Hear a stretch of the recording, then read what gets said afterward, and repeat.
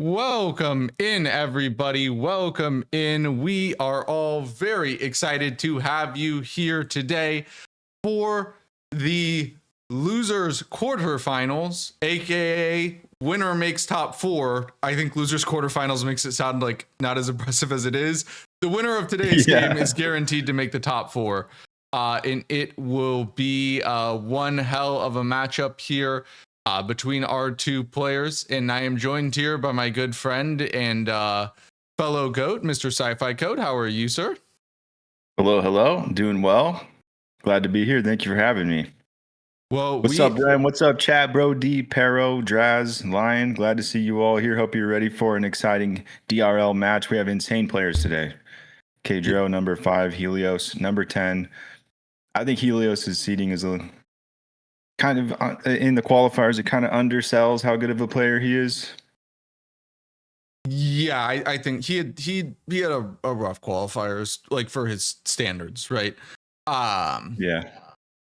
Helios being one of the in like the grassroots competitive scene, or if you don't know what that means, basically like the smaller tournaments that maybe don't have the same amount of publicity, right? Like Helios is probably the GOAT.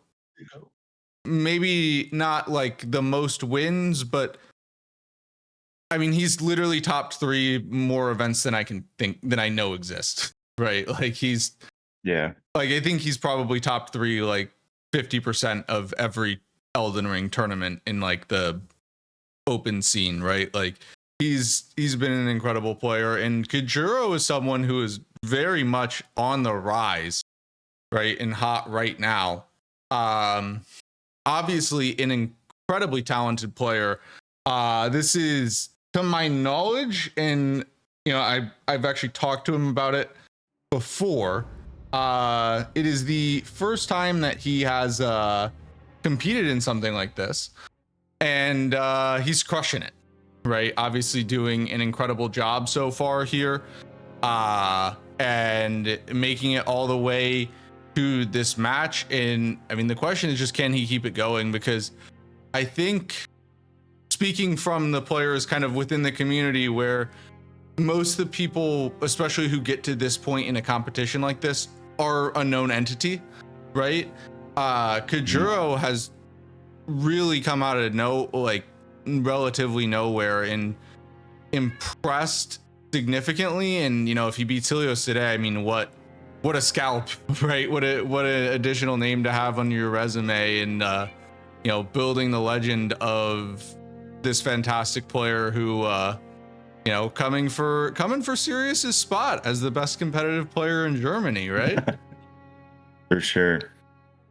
And yeah, speaking of Sirius, that's actually the first, yeah, maybe even the best in the world, right? Like I know this is like the losers quarter, right? But they're not out. Like the winner today will go on to face Iron, and the winner of that match will go on to face Roman, and then have a shot at winning the entire DRL tournament.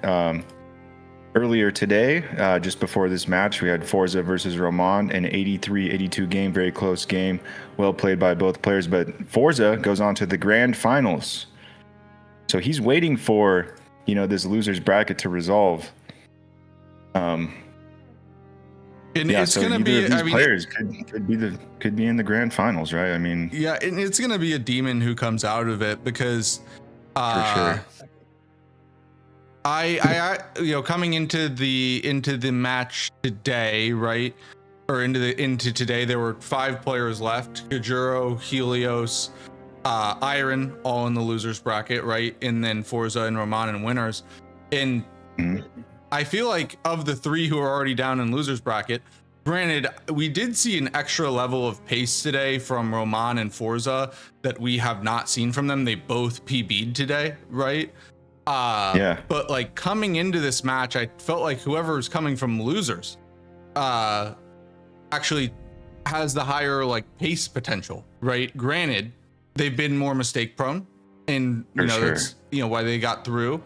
But like just looking at the qualifiers and everything, but it's been a long time since the qualifiers, right? Like, dude, it has been it's a really been a long very time. long time, and like people have gotten so much better. So it might kind of be time to start to sorry to my fragile ego, but push that to the side because it's not super relevant anymore, right? Like, I think, most everyone has gotten so much better over the course of this event. And the question from here is just, who's the one to close it out? Yeah, if you just forget about the qualifiers, if you just look at the actual 1v1s in the winners bracket, Kayjuro's PB was actually in the winners quarter. He got an 84 against Plural, knocking Plural out, and then he went down to Forsa in the next match.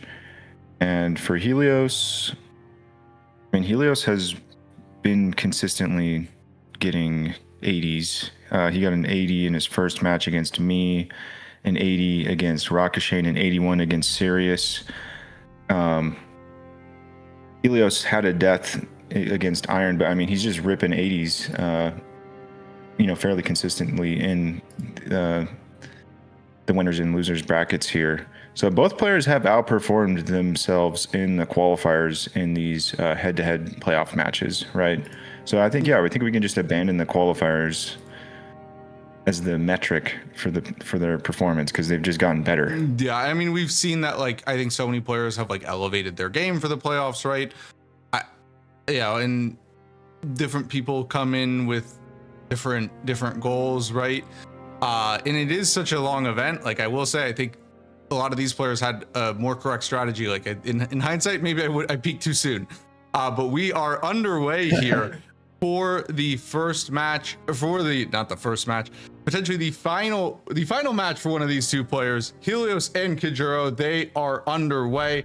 I am going to go ahead and load into the seed here and read you off some of the classes. By the way, the starting classes were really poor, going with the not the Dragon Great Claw, the Garunk Claw, Beast Claw Great Hammer on the hero class there. So fantastic stat spread. That is, in my opinion, the best stat spread in all of DRL, and they get a great hammer, right? Hero? It's a good one. Not amazing, but it's good. Yeah. In terms of our keepsakes here in our starting gift with the talismans, by the way, chat, make sure to get your gambas in. I opened it up late. You got a few extra minutes. So if you want a gamba. In terms of the keepsakes here in the starting gifts, we have Millicent's prosthesis, which acts like a winged sword insignia and gives some extra dex. With great hammers, the dex isn't totally super relevant, but somber great hammers always get a little bit of dex scaling, and stats are stats, right? They also get Godskin Swaddling Cloth, which actually, if you are using the jump build, which is super meta in this, it is very valuable. It restores health upon successive attacks, and actually with the jump build, it procs a lot more than you would expect. It's normally a pretty bad talisman, but in this format, I think it's pretty good, or solid, right? I'm not mad about having it. It's much better than nothing. Yeah, they get some. I always keep it. Yeah, after that, they get some Drake talismans, but really nothing much else. They do have some of the best, probably the two best tiers in the game, in my opinion, Opaline Hard tier as well as Stone Barb tier. They also have Strength tier and the Crimson Bubble tier, Save Your Life tier. I feel like the players are thinking, can we trade our 2 physics spots for 4 and then we'll take 2 talismans? Because they have some of the best physic options in all of DRL, but not a ton of good talismans, with the exception of the Millicent's prosthesis. They also have Omen Smirk Mask for some extra strength, and we have some pretty good graces here, Nokron and Mount Gelmir. Sci-Fi, do you want to tell us a little bit about what that means for our players here today? Yes. So for those of you who are just tuning in, if this is your first broadcast of seeing a DRL match, both players will start in the beginning of the game. They start in Chapel of Anticipation. They have an option to load into the base game. It sends them to Stranded Graveyard, where you would normally appear after your encounter with the Grafted Sign, and you skip that in this format. And key items are randomized in this format. So there's basically two ways that you can get into Altus. Is like you can find Dectus or go through Makar, or in every DRL match you get 2 extra graces when you spawn into the game. These players both have Nokron and Mount Gelmir, and actually both of these graces can give you access to Altus. These are very good graces. So Nokron gives you access to 5 bosses. There's Mimic Tear, Valiant Gargs, Regal Ancestor Spirit, the Dragonkin. You would never do Regal Ancestor Spirit, but there's Siluria and Fia's Champions. And after you kill Fia's Champions, you can take the portal to get into Capital. On the other hand, you have Mount Gelmir, which is directly in Altus. You can run backwards. It gives you the grace next to the full-grown Falling Star Beast. You jump up, fight that boss, go down. There's an ulcerated tree spirit, and then boom, you cross the bridge and you're in Altus. So these graces are some of the best graces that you can actually get. I expect both of these players to use the Mount Gelmir grace to get into Altus. I think that's even better than Dectus in terms of efficiency and in your route. But Nokron is also a very good grace. So I think probably both of these players will go into Altus through Gelmir, and then they're going to probably go get like 2 or 3 bosses in Nokron at least. Mimic Tear is a very fast boss. At the very least, they're going to get Mimic Tear for sure. But yeah, this seed has great potential for these players to push into the mid 80s. I think it's going to depend on what kind of build they get online. They both have a great hammer. If they find a second great hammer, if it's a jump L1 build with stone barbed cracked tier, like this could be an insane seed. It's just going to depend on how they route their get their build online through the way that they do item checks and get through merchants and such. Yeah, I mean, I think like this seed does, with the starting graces, it has a ton of potential, right? Gelmir, I think this is one of the best combinations that you can get. In my opinion, Gelmir Lanedell is probably the strongest combination of graces, but it is a good combo, and it also means that we're not Dectus dependent, right?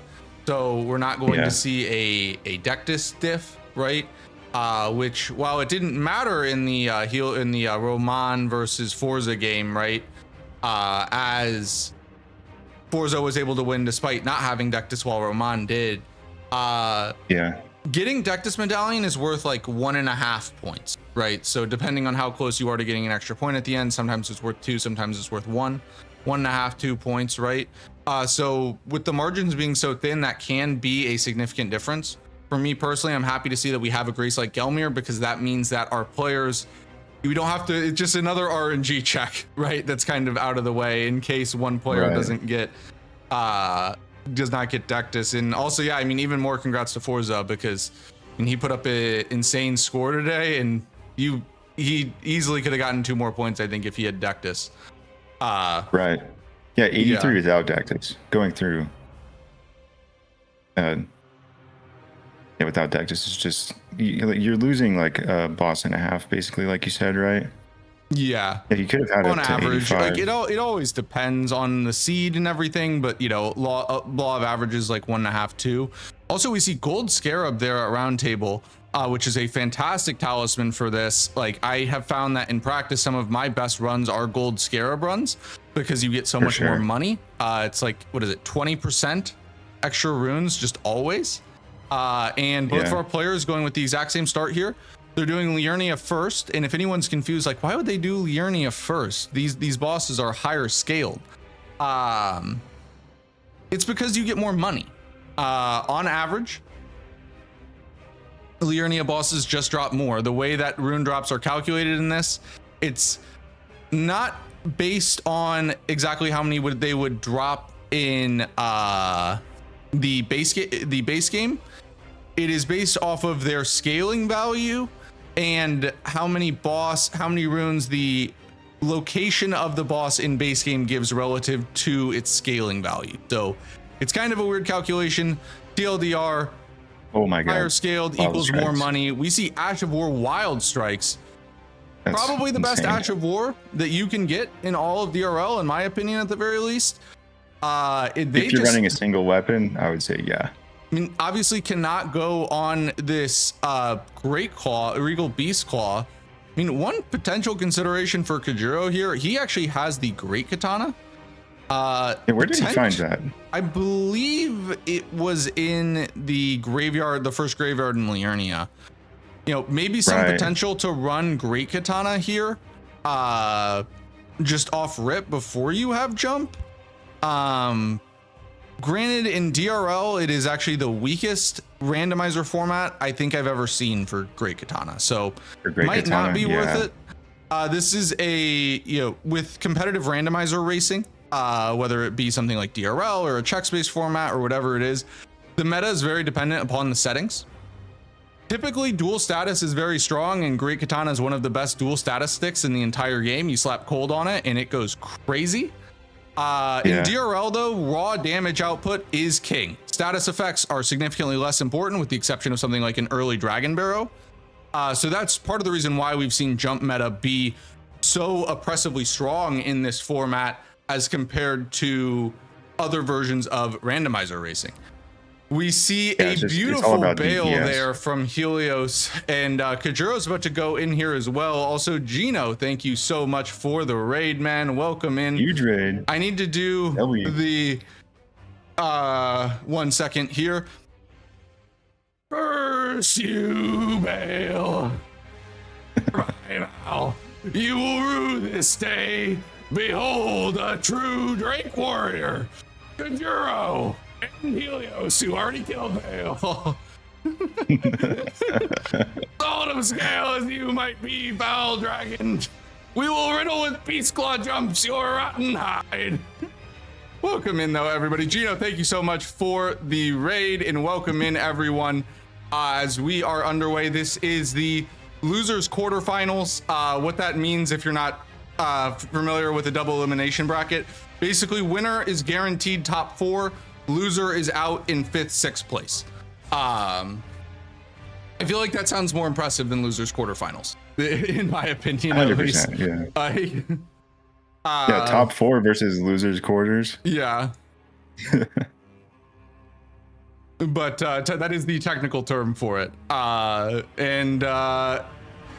So far Helios has a very slight lead, but that's also because Kayjuro set up the Grace Temple Quarter Grace. Yep. He has great stars. And where did he get the Beast Claw? He's already got the double jump. Where was the great stars? I couldn't tell you. I'm gonna have to get an instant replay. I did not. Where was the great dude?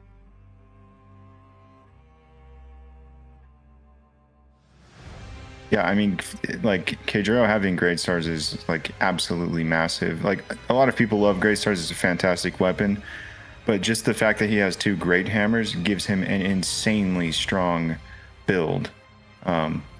This with Stone Barbed Cracked Tier, like, this is like the ideal weapon setup that you want with taking a great hammer. This will give him a massive advantage if Helios doesn't find this weapon as well. Oh, wait, Helios has it. I don't know if he saw it. It dropped from Bale. Oh, okay. He has it. Yeah, it dropped from Bale.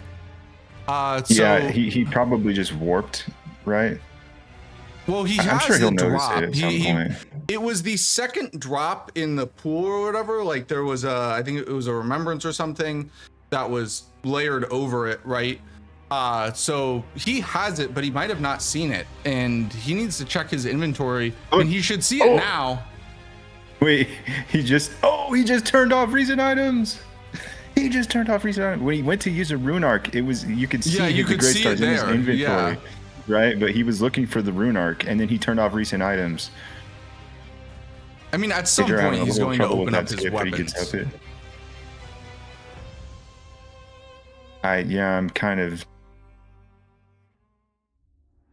I'm trying to think of when you would like look at that. I'm not sure. Well, he doesn't know it, but he does have an insanely strong build with the dual great hammers, power stance. It's just going to come down to if he notices it or not. The earlier he notices it, the better it will be for him. Kayjuro has it and hasn't even put an Ash of War onto the Great Stars yet. So,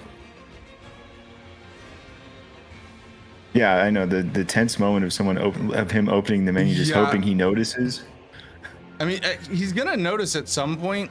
I mean, fortunately, he's not missing too much time. Like, it's not that much of a difference in Limgrave, but like, you can see he's looting here, which is pretty uncommon for Helios's routing. I don't think he knows he has it. Somber 10 for there, sure though. Doesn't. Ash of War kick. All right. That's huge. Somber 10 and kick is big. Make a huge difference. Because if they get a, I think smithing great hammers are better. So if they kick is actually still useful because it's a second Ash of War if they get a second smithing great hammer. Yeah, but that Somber 10 will make the Beast Claw. Like somber weapons, the jump from +9 to +10 is massive compared to like +24 to +25, right? Yeah, it's absolutely massive. So he's gonna go and upgrade. Maybe that will be the time when he sees it. Oh, he ups his endurance to 15 now.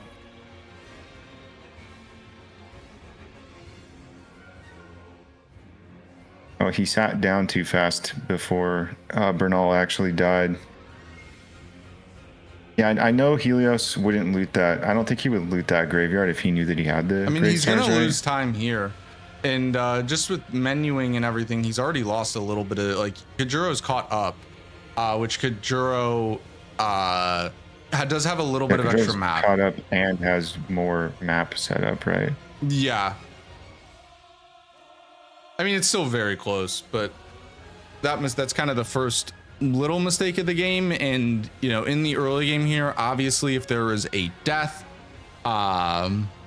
it's a massive difference between the players. Of course, in the Deathless Randomizer League, your score gets locked, but hopefully we don't see a death. Hopefully it's a good clean game by both of our players here.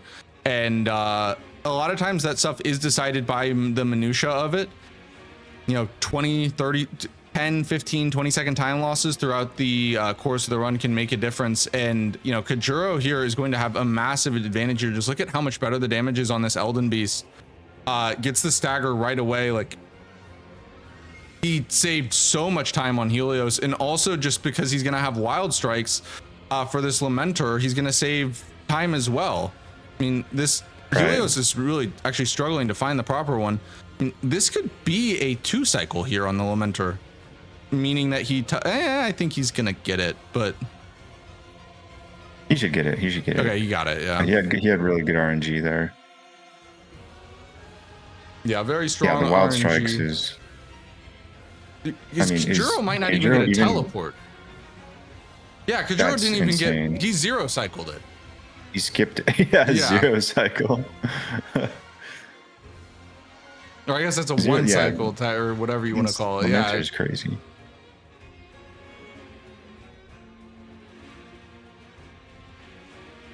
Yeah, I mean, Helios just simply not checking his inventory is killing him. For sure. I mean, Kayjuro has entirely caught up with an extra grace that's already about a 1 minute run. So Kayjuro is, I would say, a minute ahead here, right? Even though he's a little bit behind on screen, he's about a minute ahead. He made up the time for sure with this already, just with the dual great hammers, power stancing. It's driving me crazy too, because I know Helios well. He checks his inventory all the time to like sort weapons and like use different resources. Like, he is the player in this league who switches weapons around the absolute most, right? In terms of, you know, if I see this type of a boss, I'm going to use this weapon because the damage type is better. He just opened his weapons. Oh my God, he didn't see it again.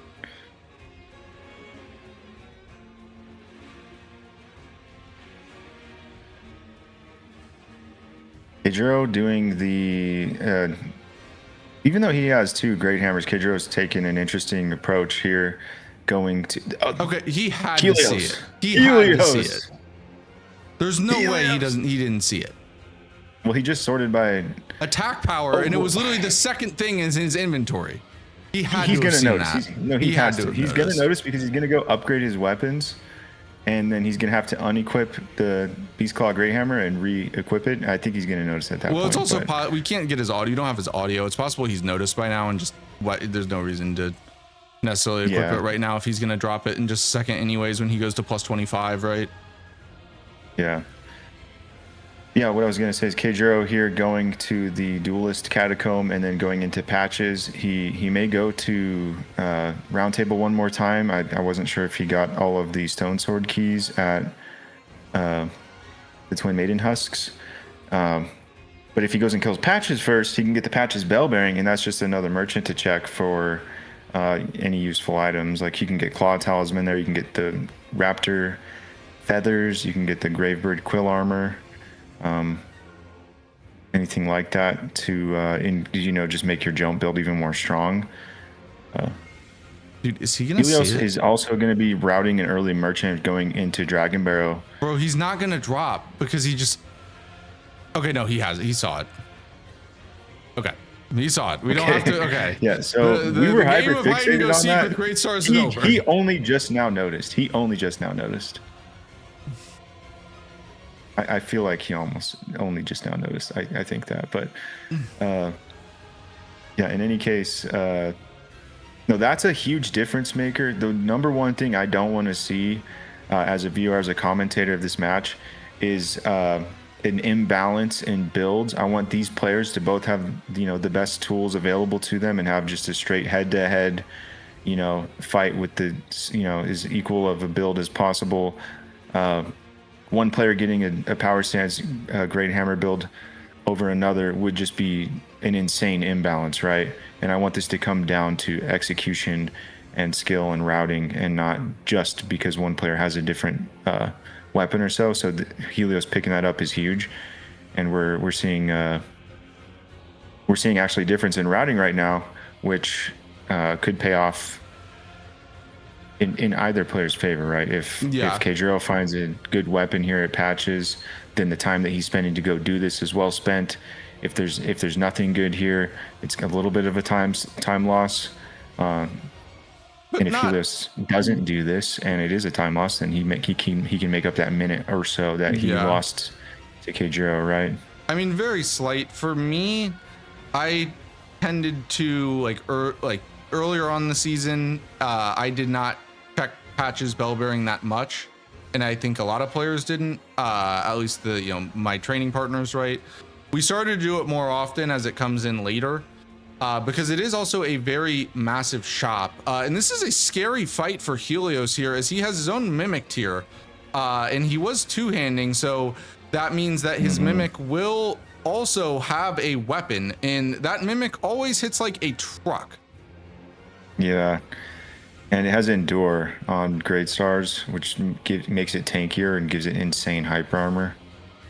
Dude, Helios is using it back. He's like, I also noticed he's not switching hands. Like, normally mimics tend to switch hands a lot and don't actually stick with power stance a ton.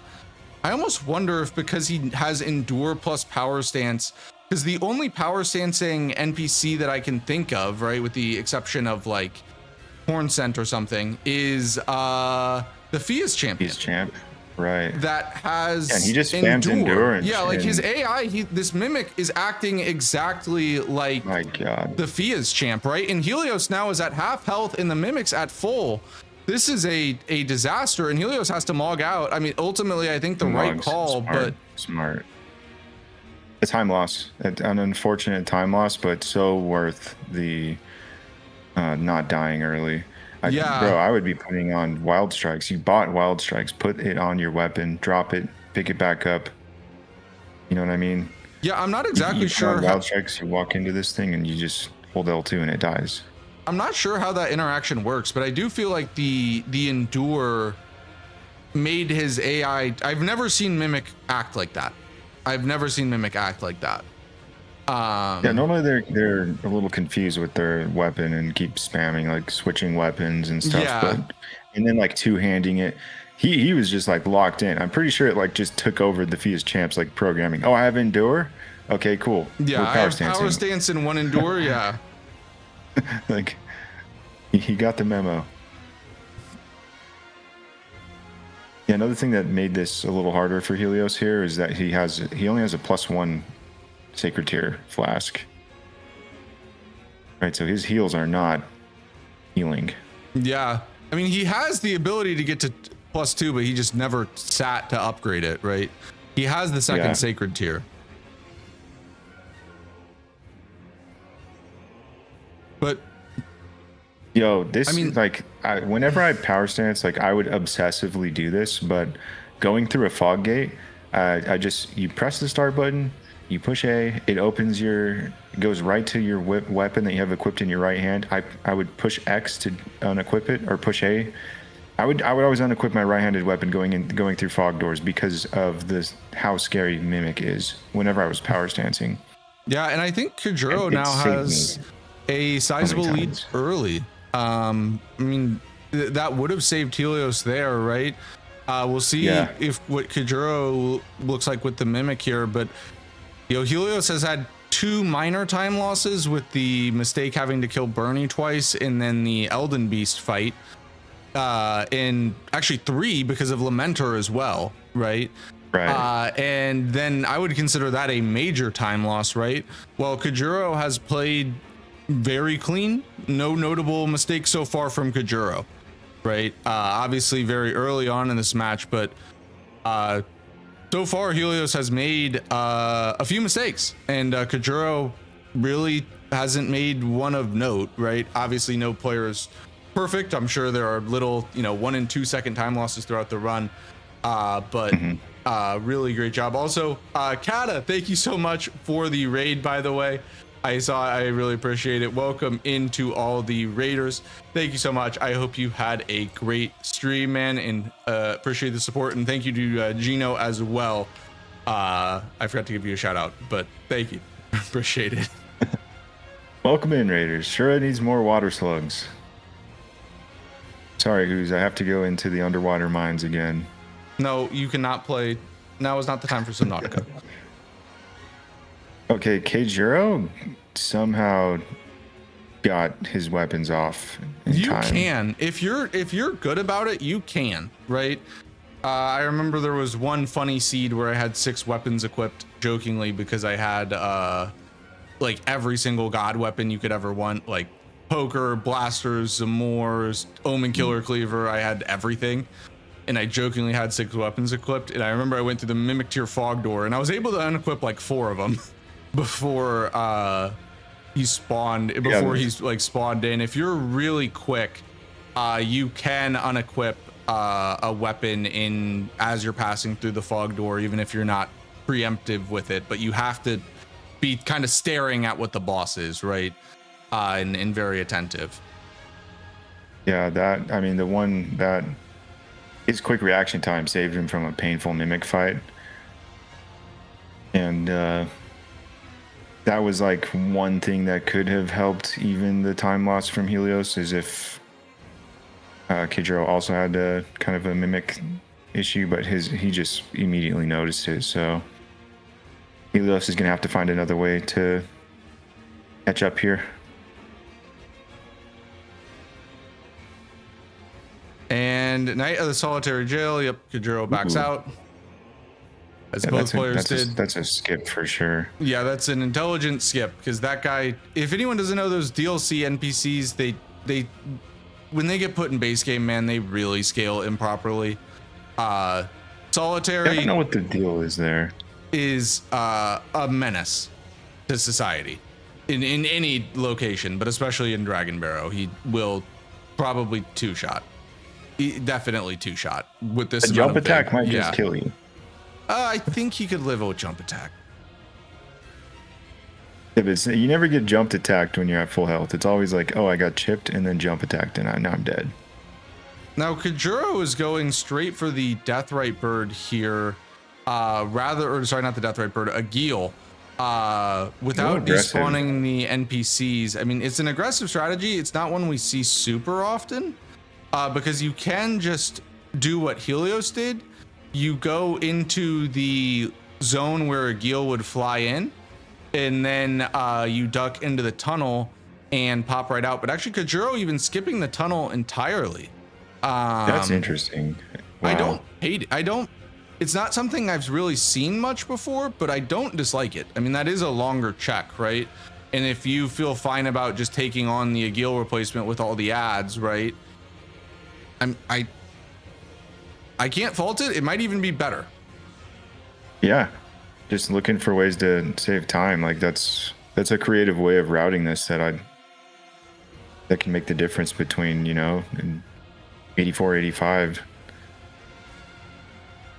Cutting out the longer checks, especially when you have Nokron, Gelmir, that might be the move. And when you have good starting graces, you can trade some of these slower checks that you would normally have access to for faster checks later on. Yeah, I mean, if Rambler's assessment is correct, and that's actually 2 minutes from first step. All right, so that's gonna be what? Probably 100 seconds, 90. I'd say I think the tunnel's still worth it, but it's very borderline. Yeah. Based on my timings, I would say that if that 2 minute from first step is correct, I'd say like it's 50-50 as to whether it's worth it or not. And the thing is, these guys don't need Dectus, right? I think if you need Dectus, you should always do that, in my opinion, at least. But considering that he doesn't, I actually like it a lot. That's fair. Kayjuro doing a lot of item checks. It's a little shocking. Yeah, I'm a little surprised about it. I mean, the thing is, it's one thing that is really hard is you get into the mindset of like, what if my opponent finds Raptor's Black Feathers? Because that's just a 10% damage buff, right? Anything that buffs jumps is basically just a straight up AR boost in this, right? Or what if my opponent finds Claw Talisman? That's a 15% boost, right? Like there are always better things that you can find, right? And there is a thing where it's like, I don't want to get item diffed by my opponent, right? You know, it's easy to say from our perspective where it's like, well, their build's already so good, the probability that they find something that improves their build at this point is so low, those item checks are not worth doing, right? But yeah, I mean, I remember I did a bunch of extra checks in playoffs because I was always so terrified that my opponent would find something that I didn't, and then I would get outpaced because of it, right? You know, there are certain things that are a lot easier to do from the master's bench than they are when you're actually playing, right? Yeah, I actually died off rip in my final match in DRL because I was so concerned about looting. I was like, I need to check this Liurnia graveyard, which I never check. I never did it in any practice seeds, and I just didn't respect the enemies there, and I ended up dying like really early. I died at 0, right? Yeah. Which that didn't decide the outcome of the match, but just that mentality of looting can work against you. If you get a time loss, you know, maybe it's a difference in score. If you die, obviously you lock your score. I don't think what Kayjuro was doing was really any risk of dying, but it was definitely it's a little offline, 10 to 15 seconds, right? Like nothing major. Yeah. But I completely understand doing those extra item checks from a player's perspective, and I think this is, since Sai and I have both been out for a little bit and moved on, right? Our mind has kind of cleared, right? But yeah, I remember when I was competing, I would be thinking like, you know what, like, even if doing some extra item checks is law of averages statistically worse, I want to do it in these playoff matches because I am okay. I just did not want to lose by getting weapon diffed. Like it, and I've lost rando events before, somewhat famously, by getting weapon diffed, right? Yeah. So maybe that's PTSD from my side. But I completely understand it. They just both found Smith's script Great Hammer, and I wonder if is it all physical damage? It might be a swap for. Yeah, it's all physical damage. It's quite a weird one. It's quite a weird one. So it actually, even when you put it on heavy, you know how most weapons, everything just goes into strength, right? And they get no other skilling from anything. It still gets like a very tiny amount of int and face scaling. and maybe even some decks too. Interesting. Like it's like E or D, but and overall it's not a top tier great hammer. It's not one of the best, but it still has fantastic strength scaling and still is good, and in my opinion is better than the Beast Claw Great Hammer in a jump attack build. I think that in a standard build, if you're two-handing, the fact that you don't have a charged R2 because it's instead that throw makes it worse. But in a jump attack build, I think it's a very strong option. If I'm remembering my AR tables correctly, I think it's somewhere between like third through fifth. And it's infusible. Oh yeah. Yes, it is infusible. Yes. That's a definite pivot for sure. 100%, I think. Yeah, you can put heavy. You can put heavy on it. It's weird because it always keeps scaling in every single stat with the exception of arcane. Got it. That's how all the smith script. That's how all the smith script weapons the way work. that damage resistances and damage is calculated on enemies in Elden Ring. Like, if a boss has 40% resistance to magic and 20% resistance to physical damage, and if you're like running cold, for example, then when you have split damage, it runs the resistance calculation on both damage types. So your like damage is actually potentially lower. If you just have only physical damage, only physical strike damage, one damage calculation, one flat damage resistance is taken away from your attack. So your AR might be slightly lower, because typically with like cold infusion or sacred or whatever, like split damage shows a higher AR, but you might actually just be better off with just one damage type. Yeah, exactly. And the other thing too about the Beast Claw Great Hammer is that it's very multi-attribute dependent. Some sombers are always going to have scaling in multiple stats. Some fare better than others. The Beast Claw Great Hammer gets some out of dex, some out of strength, some out of faith, right? In this, you just want to be pumping one stat to high health, right? Like you just want to pump strength, and that's it, right? Like quite honestly, in the ideal DRL run, the only stats that I level are Vig, Endurance, and Strength, right? So as a result, it does hurt some of those somber weapons that are very multi-attribute dependent. In the long run, at super high rune level builds, right, like NG plus, these sort of things, those multi-attribute dependent weapons will become better. But even though players can get to pretty high rune level, and we probably will see it, especially in this game where we have Gold Scarab, right, it's not going to be high enough where the multi-attribute dependent weapons are going to overtake 60 plus strength. I would like to see Helios also switch to the Smith script Great Hammer at some point. I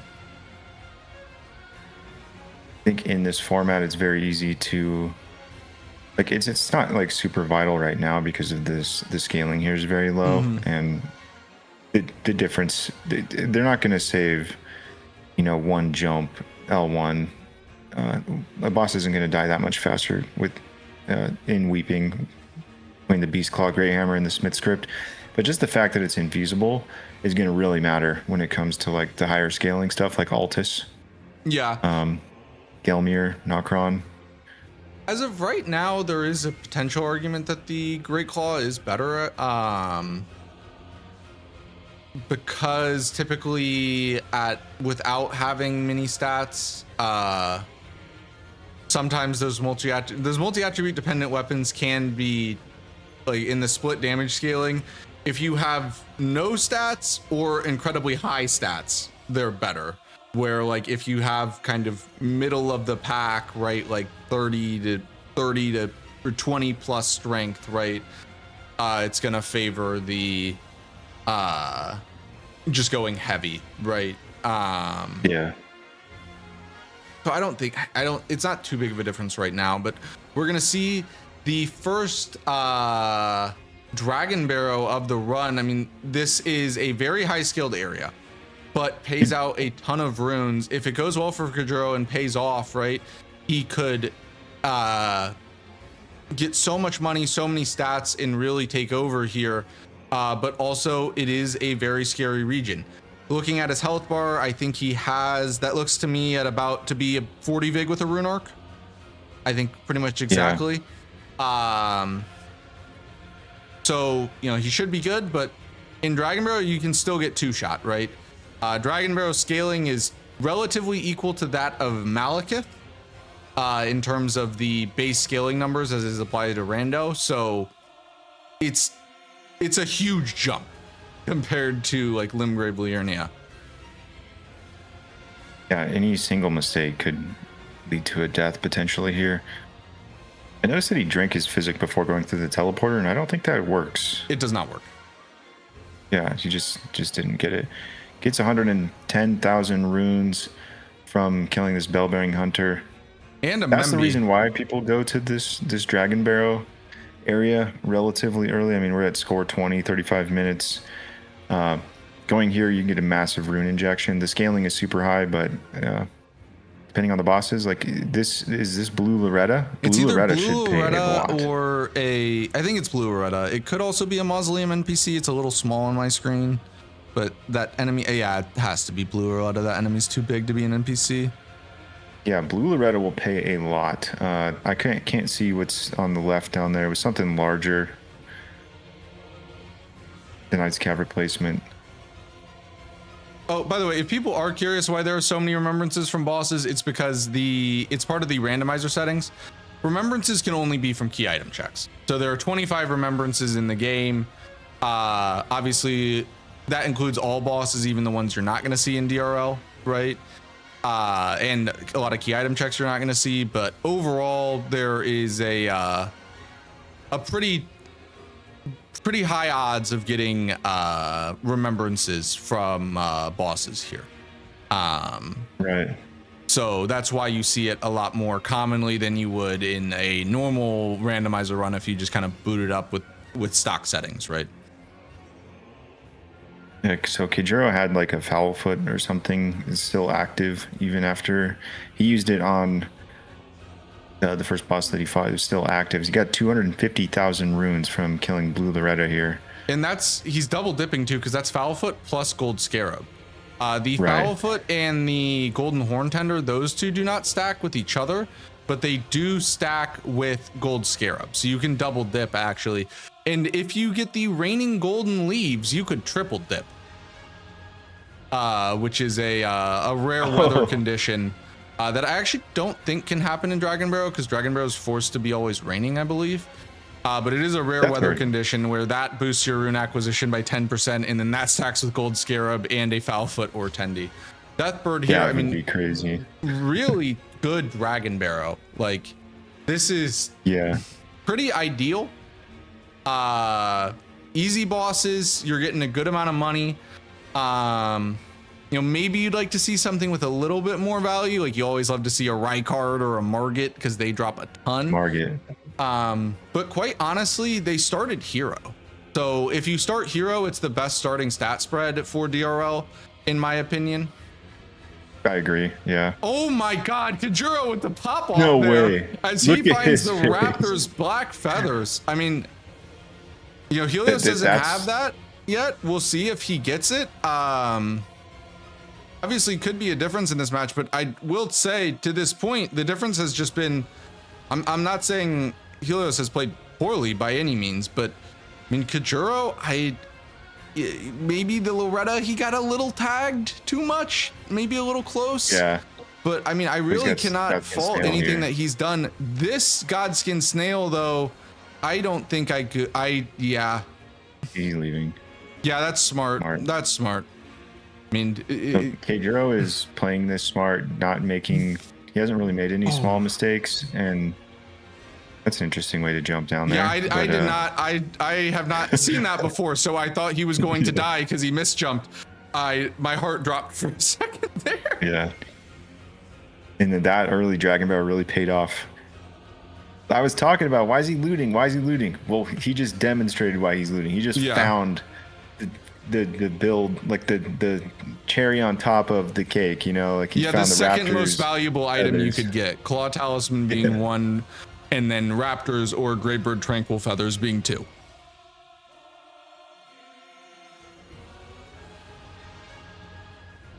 But yeah, I know Helios is an early Dragon Barrow enjoyer. Well, let's see if he goes there. I think he's clearing Limgrave. He's cleared Weeping. He's probably clearing Limgrave just to get that out of the way. I also think Helios is a big fan of going to Caelid through the trap chest early, so he may do that instead of going to Dragon Barrow. Yeah, this Death Touched Catacombs here is... Thank God it's Limgrave's healing, but even then it's starting to hit, dude. There's John Fire Knight, there's John Divine Bird Warrior, Imp, Deathblight guy. Kayjuro goes through it, able to get off the Mog. Now let's see how Helios fares. He just face tanked a firebomb to the face during that Mog, and it meant nothing. My God. Oh, whoa. Helios took a lot more damage. Holy shit, Helios. Okay. What the hell was that? How did he just get through that? Like I don't know. That was an insane Mog. That was an insanely ballsy Mog. Yeah. Like, holy shit. That looked like certain death. And now, honestly, the hardest part of the catacomb here is we have a duelist. You know, famously. True. This hardest boss in the game right here. Yeah. Yeah. What's worse than, you know, he's power stancing, right? So, like, you know, he's got that aura. What's interesting is Kayjuro didn't two-shot the duelist, and neither did Helios. So that Dragon Barrow scaling didn't make a difference in this fight, actually. Yeah, it doesn't always make a difference, right? It's not going to make a difference on every single fight, but over the course of the run, it does save you a few hits, right? Yeah. Well, in this region, the way it's going to save you time is you kill it in one hit less than your opponent, right? Essentially, yeah. That was a save point. If he one-shot Don, Helios two-shot it, right? Like, that's... Yeah. And I know that's super minor, but it does add up, right? Over the course of the run. And every time I see someone go through a door, I'm expecting a door quit out. Too much 2v2 rando. Yeah, Helios has been playing quite a bit of 2v2. But man, I gotta say, so as knock on wood, because thank you. What? Yeah, chat, I'm having some audio bugs, so I can't hear the music right now. Let me know if it's too loud, too quiet, or if it ends and I'm an idiot and miss it, because I'm having audio bugs and I can't hear it. So my apologies on that. But I what I was gonna say is I'm just so knock on wood, because obviously still a lot of time left to be played. I am thoroughly impressed with Kayjuro right now, right? Like, it's 100%. It's so impressive. And I know that, like, granted, you know, what they're doing is very difficult, right? They are walking the fine line between life and death and greeting, and he's under all this pressure, right? This is I believe his first elimination match, right? As he was previously in the winner's bracket and dropped down, right? And he's just playing so beautifully, right? Like, everything is just perfect or so near perfect. I mean, I would have to rack my brain to think of maybe a couple 5 to 10 second time losses, which in a run like this where you're doing live and reacting on the fly with all the pressure, right? So difficult, right? If you're used to traditional speed running, it's like, 5 to 10 second time losses are very, you have to avoid those. But yeah, they've done that exact route 1,000 times, right? This guy's reacting on the fly to everything.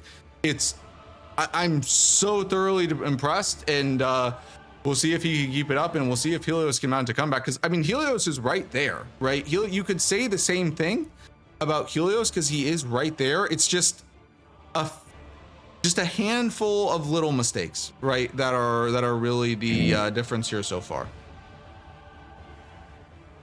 Yeah, and just a little bit more costly mistakes in particular, like the Mimic tier fight. That was probably the biggest mistake. But, you know, he got out of it mogged, and it ended up paying off.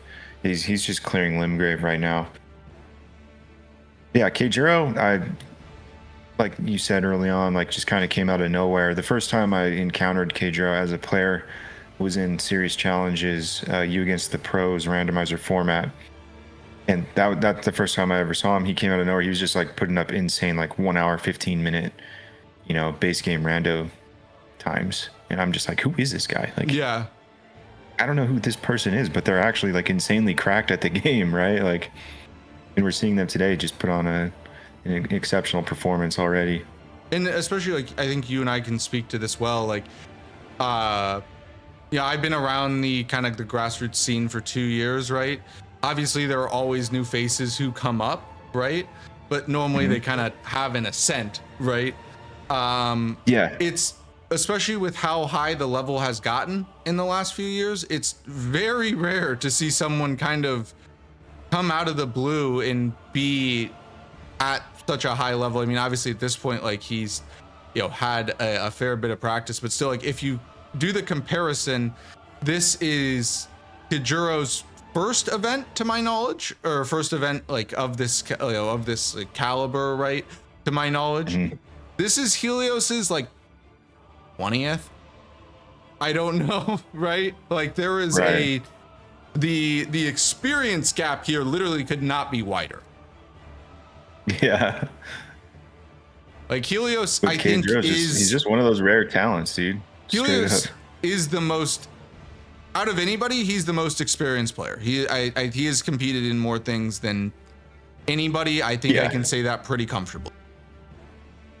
He has like over 4,000 hours in this game. Yeah. And that's not just like, you know, tinkering around in Limgrave in your vanilla playthrough. That's in the most competitive formats available, right? Like, there's different kinds of experience, and the type of experience that Helios has is just insane. For years. How long? 4 years? Pretty much. I mean, it's whenever, I mean, kind of the birth of competitive Elden Ring stuff was when Aggie Chris Domo first kind of came up with Bingo, and Helios was a friend of or not friend of, but fan of theirs, saw them doing it. He got with his buddies and started playing Bingo, right? And he's been competing just as long as anybody, right? Yeah. So yeah, it's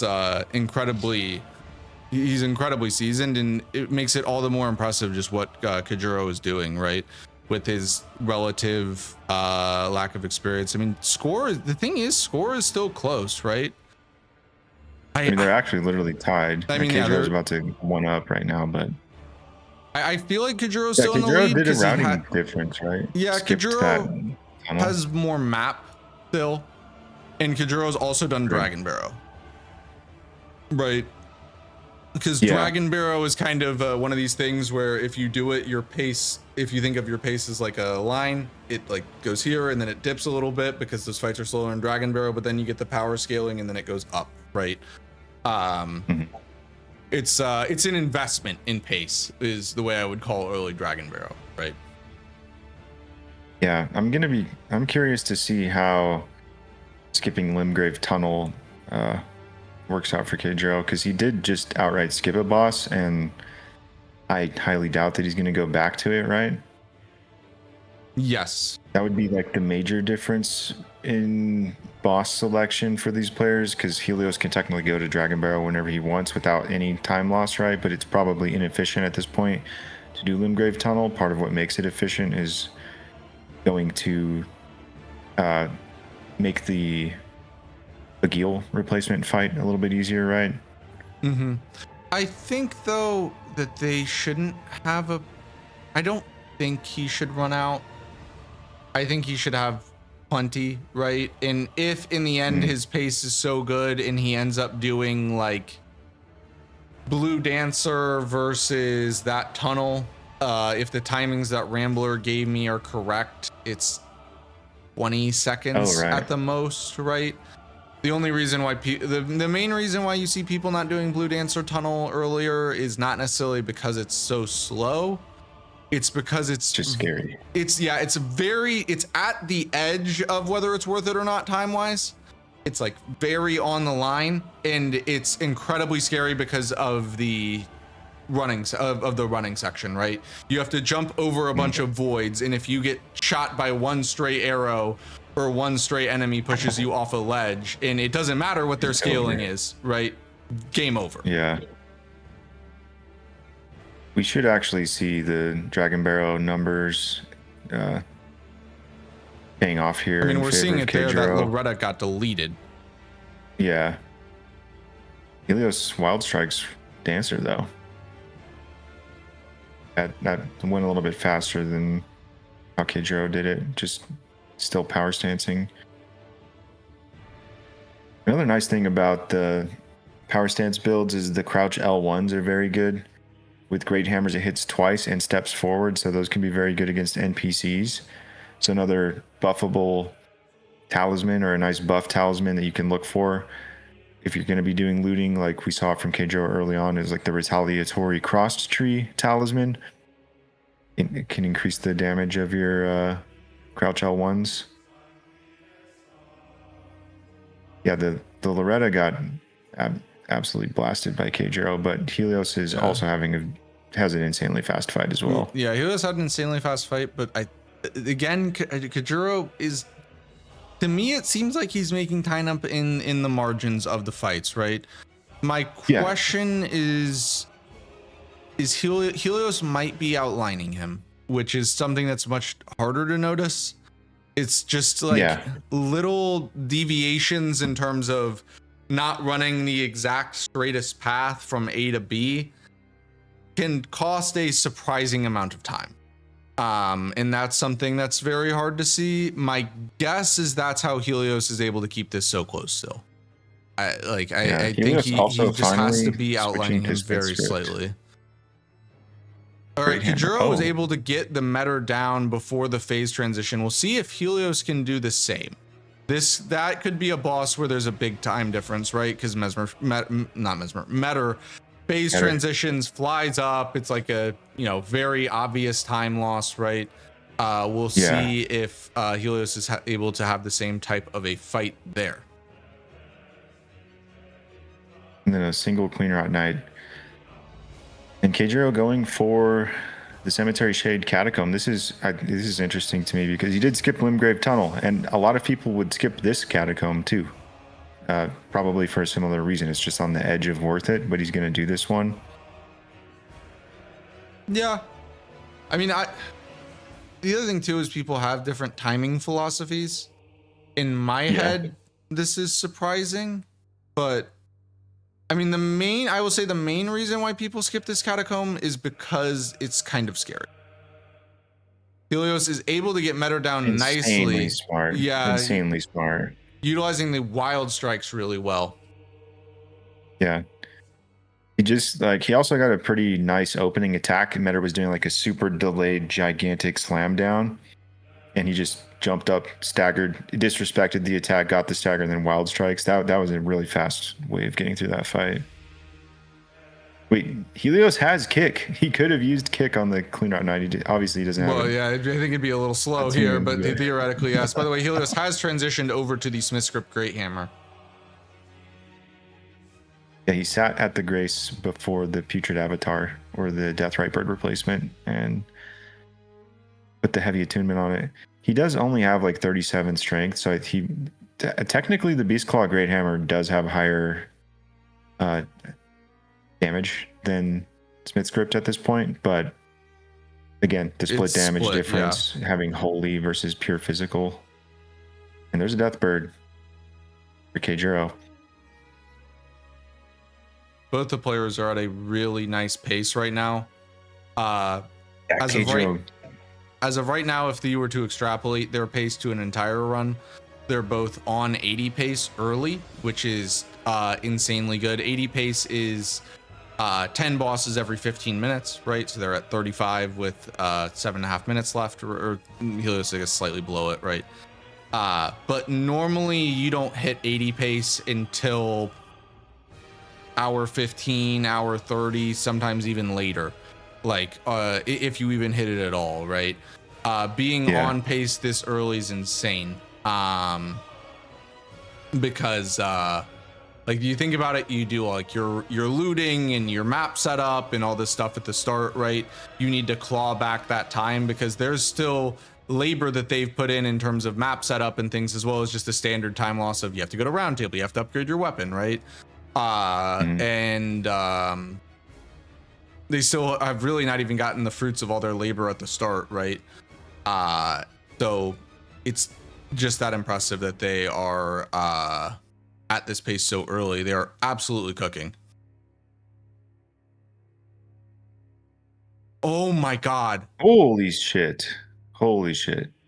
That was so close. He barely pulled that off, but he did make it. Yeah, it might have. He's so smart actually for noticing that it bugged, because that could have killed him. If anyone's curious why what he just did is so impressive, he dropped down there and he landed, right? You land on this little rock and then you drop below.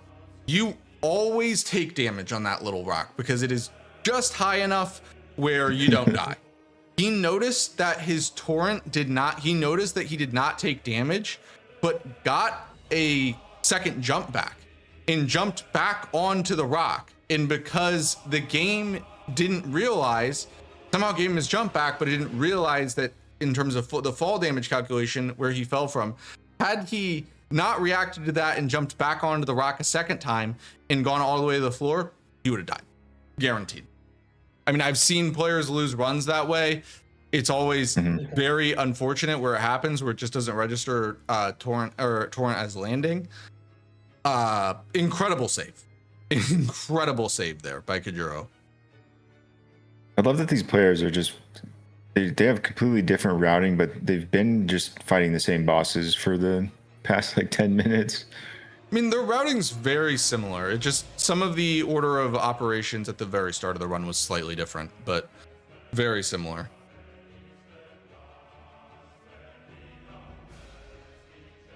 Yeah, just Helios not doing Dragon Barrel, right? That's what, 4 bosses that he didn't fight, but during that time went to Liurnia and did, like, they've traded off different sections, but somehow ended up kind of in the same region. And now Helios has to make up a little bit of time, whereas Kayjuro already set this up at the beginning of the match, right?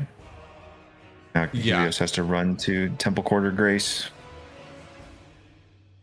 Yeah, this is where, like, this is a early time thing that, like, this is time that Kayjuro had in his back pocket, right? Over Helios, where even when the score was even, that there's this running time here that Kayjuro had over Helios, right?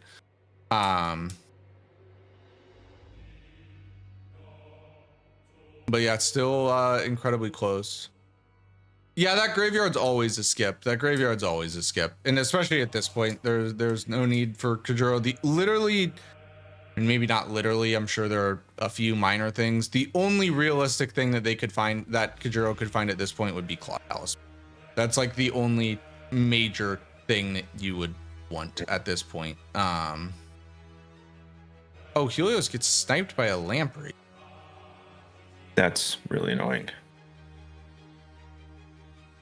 And then, yeah. That's really annoying because he drank his physic, which includes the stone barbed cracks here. And that thing has a short life span on it. And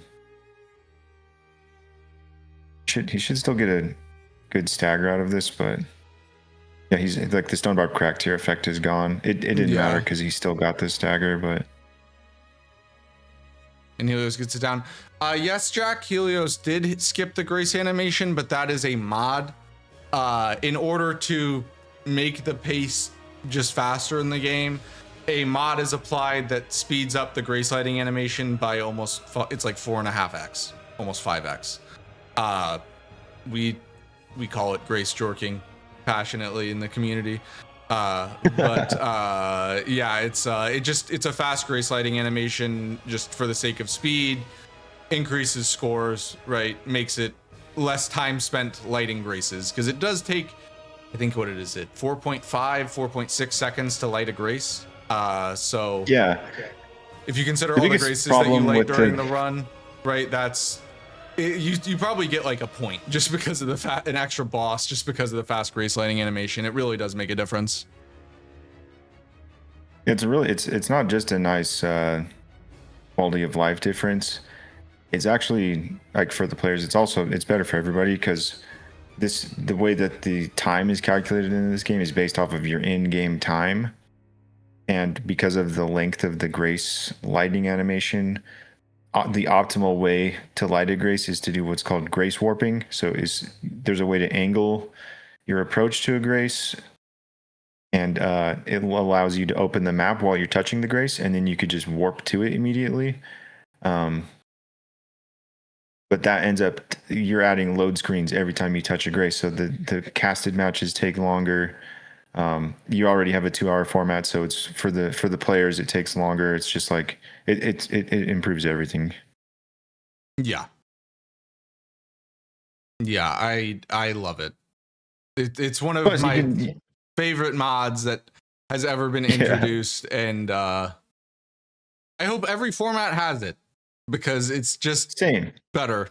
I can't go back. Yeah. Plus, is it like in a Deathless Randomizer League where, like, your chief priority, like, is not dying, fast, right? But you need to do it without dying, right? And it's nice to be able to get graces at low cost. Like, skipping graces is just more of a annoying, like, more like, so I affiliate it with more like risky gameplay, even though it's not that relevant here, because if you die, that would be the main reason it would be a problem, is if you had to come back to grace. But was that the summoning Ghost Flame Dragon? It looked like it was doing the animation after it did the phase transition. Kayjuro's going for the risky skip here. You can do that? I did not know you could do that, actually. I legitimately didn't know that was possible. Okay. Yeah, I thought you had to land on like a little tiny micro ledge above that. That's kind of crazy. Did Helios just early port from? No, you're tripping. Where? You're tripping, Brian. You're tripping. From the Everjail? Yeah, no, you're tripping. You can't port out of the Everjail unless the boss is dead, right? Yeah. I double checked it too. Yeah, you literally can't open the map until the boss is dead, because yeah.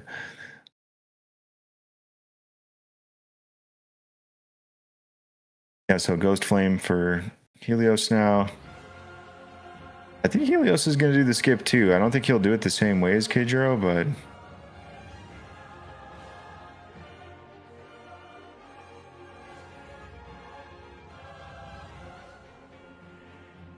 yeah, I do not like the way Kayjuro does it. Not because it's bad, just because for me personally, I don't like skips that are so risky. It scares the shit out of me every time. But I mean, obviously, if you get it, it is objectively better, right? I would say the majority of players do the version Helios just did, which still saves time, but is significantly safer.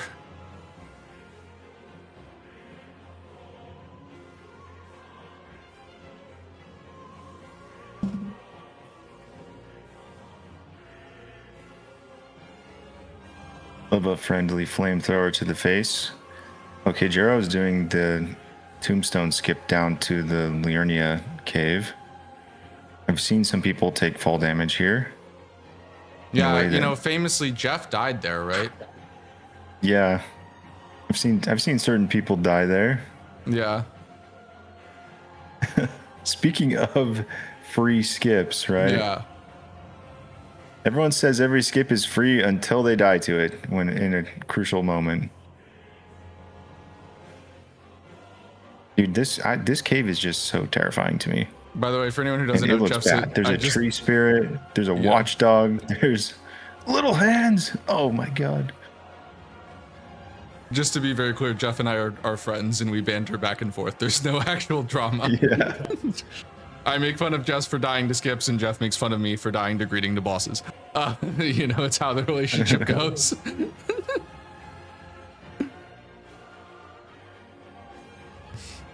Dude, seeing this lakeside crystal cave, the enemies in this swamp, and just knowing that like iron just comes into this thing, just yeets into the swamp without looking at any of the enemies beforehand, just like this would be the one. This would be the worst one to do that. Dude, I hate that strat. I know why they do it. It does save. Apparently, it saves 10 to 15 seconds. That's crazy to me. I don't want to know. There are certain for me. I do have my risk tolerance is different with different things. When it comes to greeting to bosses, my risk tolerance is probably too high. With other things, is maybe too low. Right? We all have our own quirks. But like that's one of those where I'm like, I don't want to know how much time it saves because I'm never gonna do it. It's just too risky. See, it's not like a skip where you could just like consistently practice and get good at it. It just depends on what enemies are in there. Yeah, 100%, right? And I will say, but it is also the credit to Iron. Like Iron is very good at reading and reacting to running sections. Something that like I'm not so good at because most of the time I just use the Zoodle strat for any of the zero hit league enjoyers and just full send it through and pray. You know, that's not always the best idea, but it's what I do. So, you know, Iron, that is a skill, being able to read and react to those running sections and knowing exactly when you can send it through and when you have to safe it and kite enemies, and if so, exactly how to do it, right?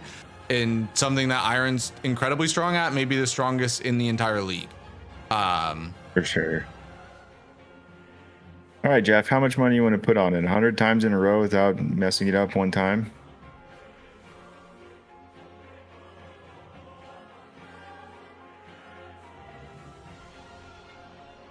Well, all right, we have Helios going Turtle Pope here. We'll see if Kayjuro, I would imagine Kayjuro does the same, especially with, if you don't need, so there is this right side Liurnia path. It's become pretty standard at this point for those of you who've only watched the playoffs. This was not standard throughout most of the qualifiers, right? Iron and Typin and maybe Pearl, but I know Iron and Typin were potentially some of the other French runners were two of the first who started doing the right side Liurnia strat.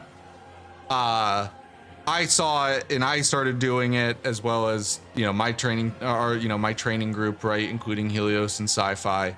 And now everyone kind of does it, and it is always good, but it's even better on seeds where you don't need Deathless or Precipice, right? So like if you have a Gelmir Grace, it makes that right side Liurnia path even stronger, and we see Kayjuro going for this as well. Jeff, is that 100 euros or 100 United States dollar dues? Or is that 100 runes maybe?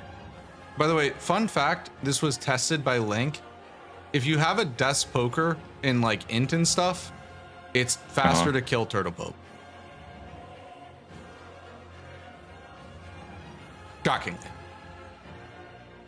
Doesn't the turtle have like an insane health pool? Yes, but Death's Poker does insane damage. And he just sits there. True, he doesn't move. Oh, Garrus. Necromancer Garrus.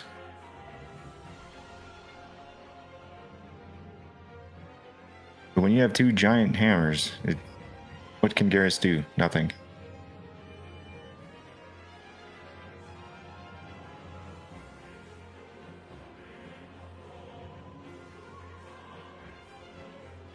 All right, okay, I pulled up the numbers. He has 37,500 health, which is, for reference, Midra has 47,000. Holy shit, Helios.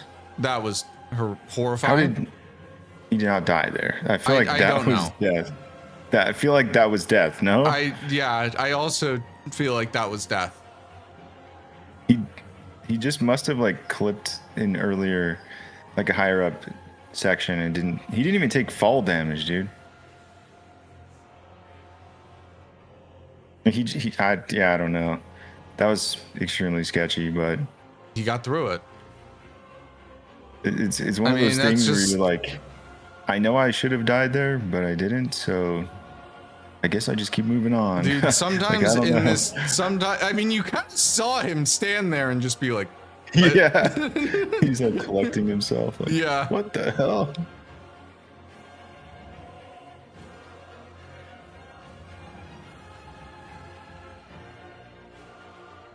Bro. Now he's scaring me on these skips. Yeah. He was like on the void, on the edge of that one right there. Very clean line from Kayjuro there. Very clean line. Really nicely done. Another putrid avatar. And you can see the lead, kind of what Sai and I expected, right? With the early Dragon Barrow and the stuff that in the extra gray setup early, like Kayjuro is really starting to pull away here, right? I mean, it's slight, but these are two very high level runners. It's always going to be slight, right? But Kayjuro is definitely starting to pull away, and he, I mean, continues to have an incredibly clean run. Like an incredibly clean run. Well, this is where that damage is actually coming into play. Like you could see it with the Necromancer Garrus fight. They both started with the jump L1 attack, and then Kayjuro just did one crouch attack and killed Gary. And Helios, he just literally didn't have the damage for that. And so then, you know, Gary starts rolling around and hitting him, and those little time losses, you know, it probably took him like anywhere between 10 to 20 seconds more. And if you have, you know, if you're taking 10 seconds longer on each boss, like that adds up so quickly over a run, right? Yeah, and you're just starting to see it now. Like, I mean, obviously still a lot of time left, right? Yeah, in one really bad mistake, not even a death, right? But obviously a death. But just like a really bad time loss mistake can make a huge gap, right? Yeah. But and we'll see if that comes down. But like so far, I am genuinely so impressed with Kayjuro here. I mean, Helios is playing great as well, right? Like that's my boy. I wouldn't dog him, right? But he's played great as well. It's just Kayjuro it's actually so impressive what he's doing so far. Yeah, both of these players are in a pretty scary catacomb. The enemies here can knock you into the guillotine. Even gets the fast cycle on the guillotine. One-cycled. Beautiful. Helios, I don't think. Yeah, Helios doesn't get it. And doesn't get the 2-cycle either. You know, apparently these giant guillotines are the giant like demon machete in Dark Souls 3, just scaled up. And what? Yeah, like the great machete in Fire Giant Phase 2. Yeah, I know what you're talking about. This is not good, especially because there's a Nox outside the arena, dude. Oh my! What? What? What the hell was that? What? Just. Well, I don't know. He just took the. I don't know. Is it the blue pill or the red pill? But he just entered the Matrix. Like I have no idea how he didn't get hit. That was insane. Well, currently in the ER tool moments race, it is a 1-1. Helios not dying to fall damage miraculously, and Kayjuro somehow turning no collision on and not getting hit. Obviously, neither of the players are actually using that, but that was crazy. Yeah, he just literally just spammed roll. He panic rolled his way through an entire inferno somehow. Yeah. I didn't think that was possible, but Helios just healing, like knowing that at any time Fire Giant could turn on the flamethrower.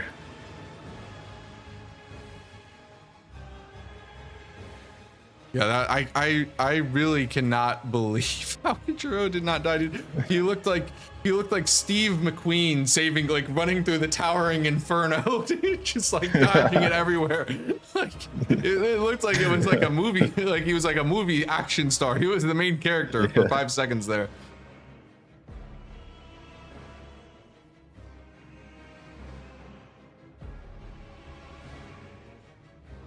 And we got a tree spirit here. Yeah, tree spirit here. When do you think Helios is gonna go Dragon Barrel? I don't know. You gonna go after Altus? I mean, I'd be curious to ask him kind of his philosophy here. I will say they started with strength tier. Hero, best starting class, right? So just with strength tier and their starting levels, they had 26 strength, right? There's also been a lot of Membies this seed. So it's possible that Helios just felt like he had enough runes that it wasn't worth it, right? It wasn't worth the investment.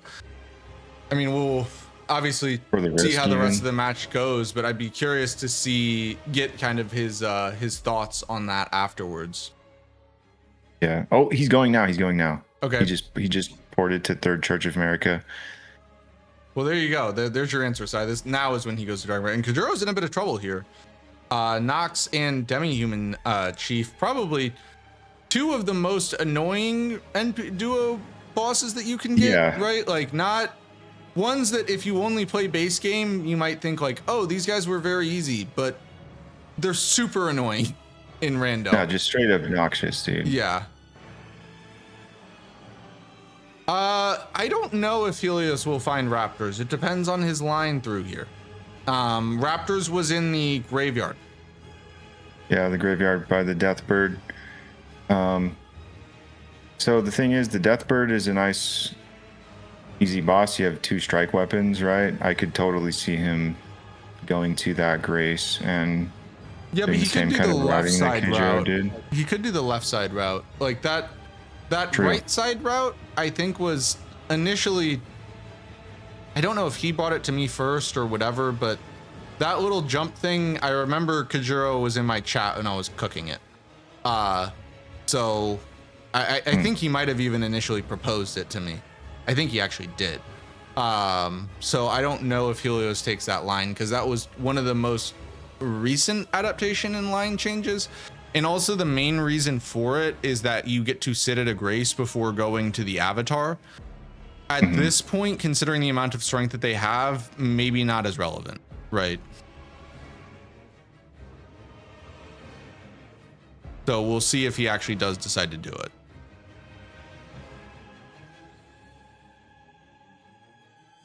And by the way, you do know, I would imagine that Helios will know that the that Apostle is a skip. It is Godskin Snail at the Avatar. Right. Nice. Okay, Helios is gonna get Raptors. There. You can see because he's lining up left side here. If he was going to the Avatar, if he checks the graveyard, right? Like, yeah.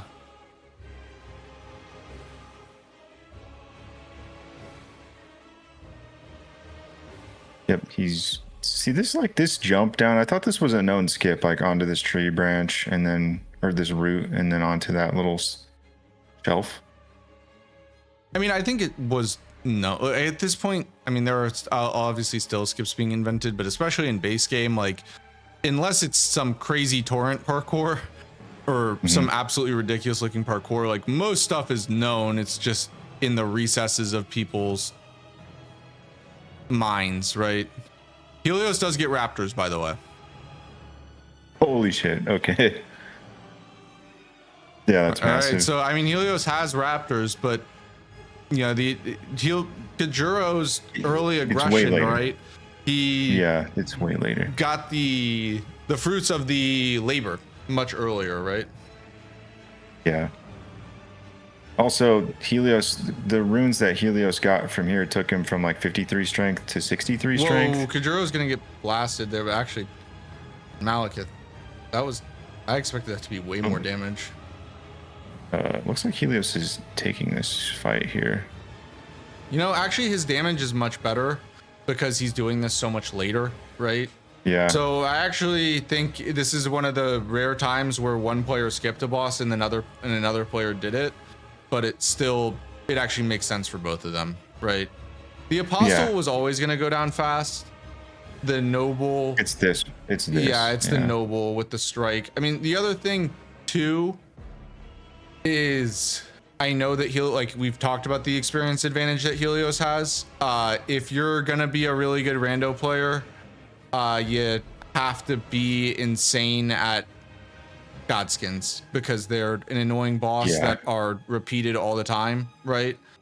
And an insane wild strikes moment, by the way. Yeah, maybe just a little bit of the experience showing, because like the start of the Apostle even was just cleaner from Helios there, right? For sure. Yeah. Yeah, that Noble fight even went by really fast. Yeah, that was really nicely done by Helios there. He's also not even going to bother setting up that cave. The Bofo duo, Beastman Affair Missoula duo cave, he just ignores it. It doesn't exist. Kills Snail, goes back here. There's a Death Bird. He went from a strike resistant boss to a strike weak boss. A little mistake there, though, is he was accidentally one-handing. Yeah. We see Watchdog with the imps here from Kayjuro, though.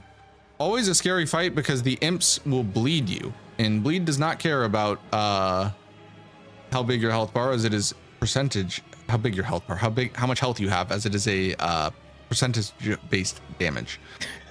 Yeah. English. 15%. No, it's way more than that.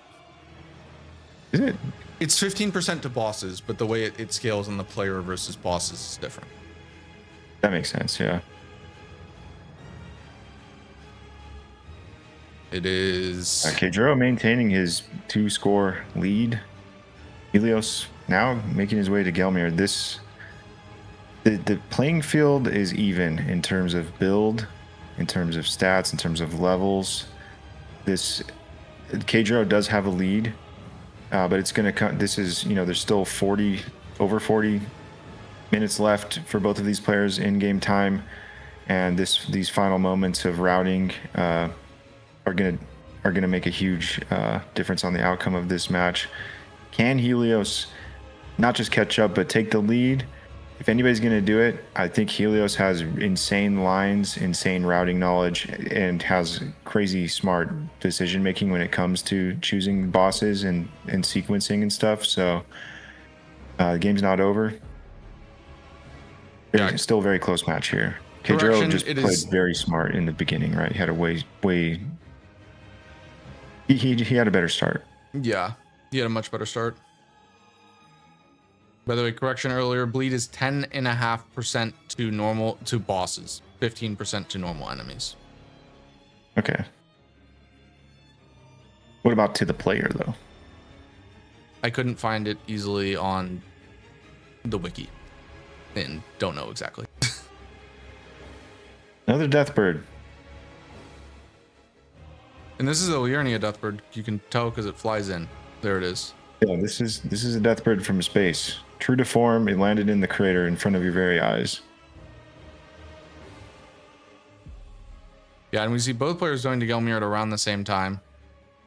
I mean, this is going to be incredibly tense, right? Like, Helios, it's going to take... He'll figure it out. It's going to take it's going to take a monumental effort, but I would say if anyone has the pace to close this gap, it would be Helios or Iron, right? Yeah. We'll see if he can do it, though. And Kayjuro is in a little bit of trouble here in Volcano Cave, as there's a Gravebird that's attacking him. There's also one of the poison enemies shooting. I think he's going to be okay here. He does bail out of the skip there, so he has to run around. This will cost him quite a bit of time. And still not out of the woods yet, as you have to drop down here. So ultimately no death there, but a very scary moment, and overall a bit of a time loss there, as you can do a skip where you just can drop straight down to the bottom and go straight into the boss room. That's one of the things that makes this cave so quick. but Kayjuro not able to capitalize on the time gain there. Yeah, barely gets out of it, but it's a smart decision to get out of there rather than try to attempt the skip. Yes, Because you do take fall damage when you go that direction, right? I mean, he was one or two good pecks from the Gravebird away from dying, right? Like, yeah. It was. And the thing about that guy shooting the poison things at him, if that poison guy micro staggers you, so you can't dodge the Gravebird, it could be over right there. Mm-hmm. Overworld Ride card, always very squishy, gets down pretty quickly. Yeah, I think Helios saw the Gravebird and said, I don't want to tango with that thing. I'm just going to take the long way. And just didn't bother with it at all, which ended up I thought he did the being skip. a smarter choice. Maybe I might have missed it. Helios? No. He ran over there and he picked up the item and everything. He did the same thing. He just didn't bother with the skip. He saw the Gravebird right there and was like, nah, I'm out. Gravebirds are surprisingly dangerous. They have like annoying peck attacks that just like tat tat tat tat. They're like extreme multi-hit that just micro staggers you. Or they have like the flying talons swipes at you that are also the same thing. Yeah, when I see those, if they're in the way, sometimes they gotta go. By the way, Helios interestingly skips the Grace there, so that means that he will not be doing the skip down to the Stone Digger Troll. You still can access it going the normal way. It is overall slightly faster to do that skip, but is a little risky. Of course, any skip always comes with some inherent risk. I've also tended to skip that, or to avoid that skip as well. Just because, especially when you practice the Lanedale routing, you practice going backwards through Altus, right? Like coming from DTS. And when you do that, typically you kill Lanciacs, jump down. There's the Miranda Flower Omen Killer Duo Cave. You get that Grace. And typically you would access Gidlica from doing that chain, right? You can either kill Tree Sentinel Duo and then the Falling Star Beast before going there, or you could just go from the Miranda Flower Cave. I prefer to go that way anyways, just as a matter of habit, and I don't have to do a jump down that's potentially dangerous. Yeah. I mean, I don't like that skip. I would always save it for the very end. Like I've died on it, dude. I've died on it too. And my philosophy was always like, I know this is kind of risky, so I'm gonna save it for the very end, right? So if I die, my score is locked or my run ends at the highest possible score, right? Yeah. That's a smart way of going about it. And Kayjuro does grab this Grace, so it looks like he will attempt to skip right now. Oh, he's going for it. Okay.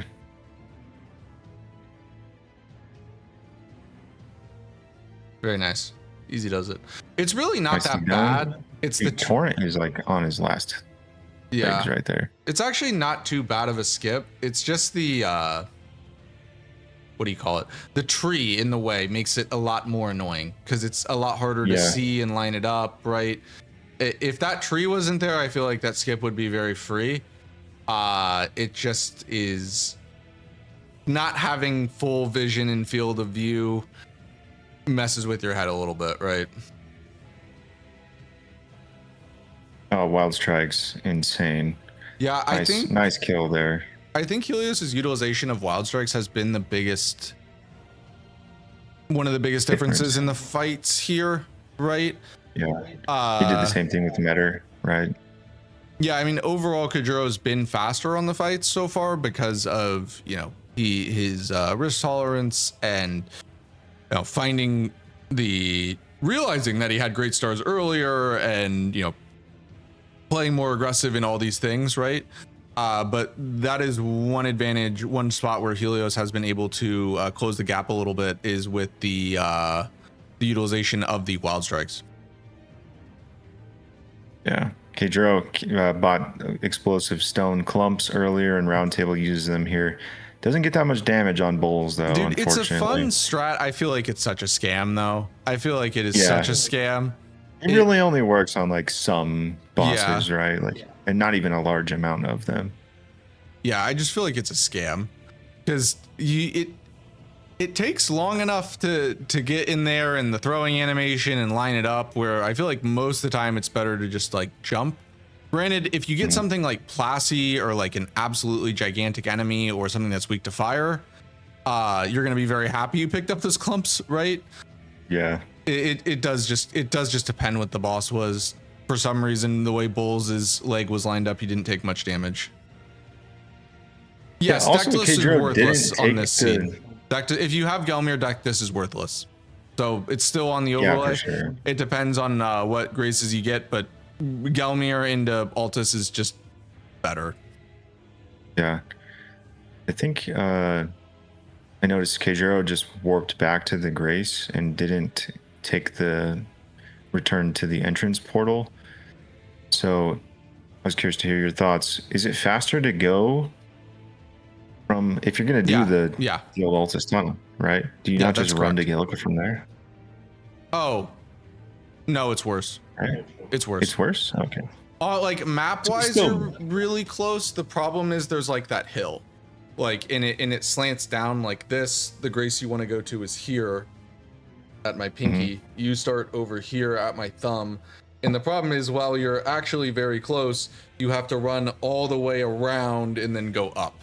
So because of that, it's not that far. There's a jump. I timed it. It's worse. I timed it. It's worse. Okay. Well, the way you described it, you're just like, oh, you got to go all of these hills, man. You do have to go. There is a hill you have to go around. My GPS. There's a rock you can jump up. It's easy. But you still have to go. Okay, whatever. Let's focus on the. Let's focus on. Hey, let's focus on. Let's focus on the active runners here, who clearly know better than the 2 eliminated bozos who are arguing back and forth. Right. True. Yeah. Let's see the difference here if we get a Wild Strikes kill. Oh, we get a stagger. That actually didn't happen for Helios. We do get a Wild Strikes kill. Okay, yeah, cool. Very nice. Very, very nicely done there by Kayjuro. And yes, if anyone is just tuning in, this lead is real. This lead is very real. Yeah. I mean, there's pretty much maybe a couple little things set up in Limgrave or something for Helios, but overall, yeah, this lead is very real. Helios has, I mean, I think with the tools and everything that he has played incredibly well, but Kayjuro was more aggressive, went into Dragon Barrow earlier, also got rewarded with Raptor's Black Feathers earlier. And in terms of kind of the more notable mistakes, Helios just has more, right? More major mistakes costing, say, 15 seconds plus, right? Well, I mean, he lost at least a minute in the Mimic tier. Yeah. Pumpkinhead duo thing.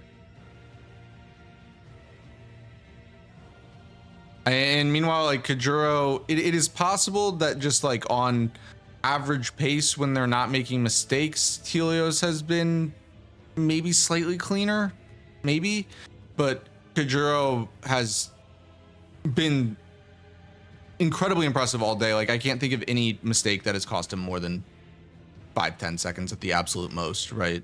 Like he has just avoided any significant mistake this entire run. Yeah. He's skipped one boss compared to Helios. Skipped Limgrave Tunnel. He also has another boss setup that Helios didn't bother setting up in Dragon Barrow, the Bofa Duo Cave. Mm-hmm. So he has a lead. He has at least another boss setup that he can do. Although, to be fair, since he did skip the Godskin Snail at the Putrid Avatar, that's just going to be a wash, right? An even trade if he does get the boss hit, Bofa Duo. Except it will be a time loss compared to how Helios approached that. Yeah, but there are little things that can make up the gap here. But Kayjuro just has a solid lead. And we're getting to, the last 30 minutes of the run, and like this is where it does get difficult, right? You've been focusing for 90 minutes. Also, kind of the pressure when you're in a real match, right? And you're just kind of sitting there silently, you're not talking to anybody, right? Or, you know, yapping with chat, your mental is fully focused on everything, right? Like, this is just where we've seen little mistakes happen, right? Like it happened to me, it's happened to so many others, where like you have a great run and then you know, Rambler mistake at the end is ultimately what costs it, right? Hopefully that doesn't happen to either of our players, but you know, whether it's a lapse of concentration or the scaling and the bosses going up, this is around the time that you could see it happen, or, you know, going into the end game, especially as players are pushing. And one adaptation that both these guys are kind of doing, which I have noticed that people do, is they've saved a few extra checks in Limgrave or earlier on in the game until later, and then that way they're not ending with Altus. They finish Altus with like 10 or so minutes left, just so when you're in that final 10 minutes of pressure, thinking like, I need to push at the absolute most to maximize my score, you're not also fighting the highest scaled bosses where, you know, you greed like a who's and die like a dumbass. Yeah. Yeah, I do kind of like saving some of those earlier checks as well. It's like, I know I can go back here, right? Yeah, so Kayjuro goes from real Moog to sewer Moog, and I have to say his real Moog fight was actually beautiful. Yeah. The way he guaranteed the one cycle by timing his attacks, that he would get the poise break. Two-handed. He could have just sat there and wailed on Moog. Oh, two-handed sword talisman. That's one of those things where I'm always going to equip it because I know how good it is, but I might never get any use out of it. Right. Well, Helios has been doing some, you know. Oh, BBK here in a shack with Kayjuro is he's low. He either needs to get the stagger or heal. It's a peek in the shack. Yeah, it is very tight. The fight. I think that Kayjuro's still ahead. I think that was just some routing differences with Dragon Barrow. So I think that Kayjuro is still well in the lead, because there was that area around the Black Knife, Lanciax, Falling Star Beast, Tree Sentinel duo, and Miranda Omen Killer cave, right? Like, that's, what is that, 5 bosses that are all literally right next to each other? Yeah, and Kayjuro's now coming up on it right now too, with the 1 point lead going into it. Yeah. And the bosses that Kayjuro did that Helios is gonna have to do, it's gonna take longer, right? Like, you have the Deathbird and DTS, both Moogs, both potential to take longer. Mm-hmm. I'll be interested to see. Oh, this is definitely where that two-handed sword talisman is going to pay off, because he's going to two-hand Great Stars and just hold L2. But two-handed sword does not apply to Ashes of War. It doesn't? No. Why? That's criminal. Standard attacks. Okay, I didn't know that. Bro. Okay, maybe I'm wrong. Okay, I'll look it up. I'm willing to eat shit if I'm wrong, but I swear I'm right. I hope you're wrong, because I love that talisman. Like, I was devastated. Okay, yes, that, does dude. not apply to skill damage. Yes. Okay, I was correct. No. I'm devastated. That's terrible.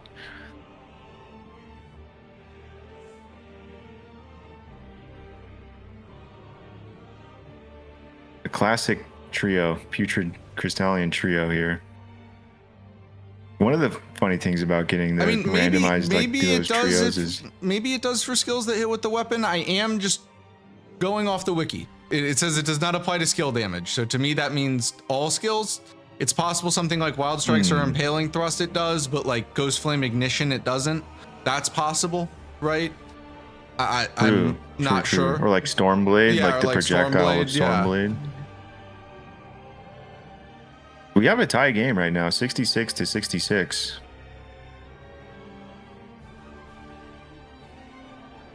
Yeah, I thought it was only light and heavy, though.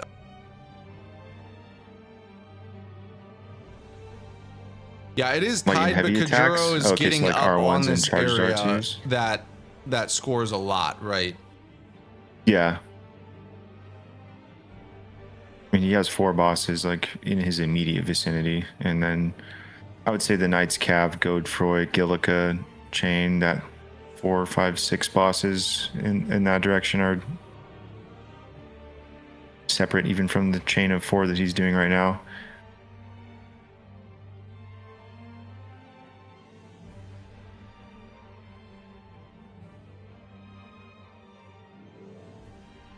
And he has about, 15 seconds worth of time on Helios, so I mean, we'll just still maintaining that lead. We're gonna kind of have to see here what it looks like. I mean, I feel like Helios is slowly clawing back like a few seconds of pace here and there. I mean, the question is just like, does the time run out on him, right?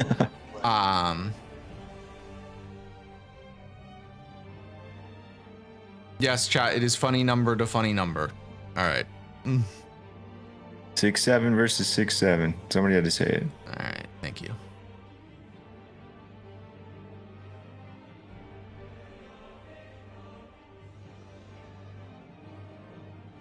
So yeah, Helios does momentarily take the lead. Blood sucking. Well, you know what, dude? The one thing I do wish is I wish we got better flasks, because I would actually use blood sucking if I got better HP or better like health pots, right? Yeah.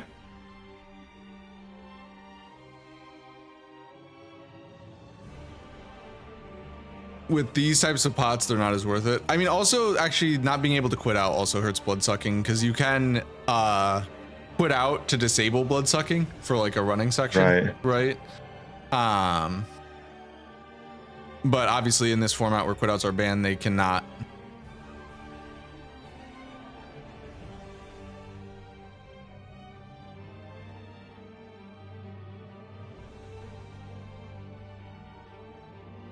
All right, Leonine got blasted.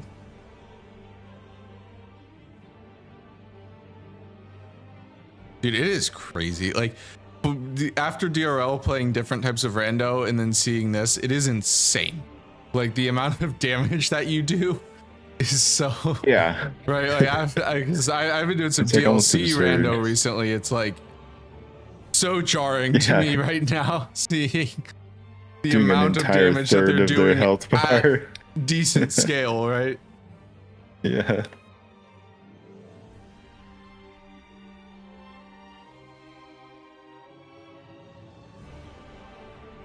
Yeah, and we see Kayjuro getting the 2 bosses in succession there and takes the lead yet again. Yeah.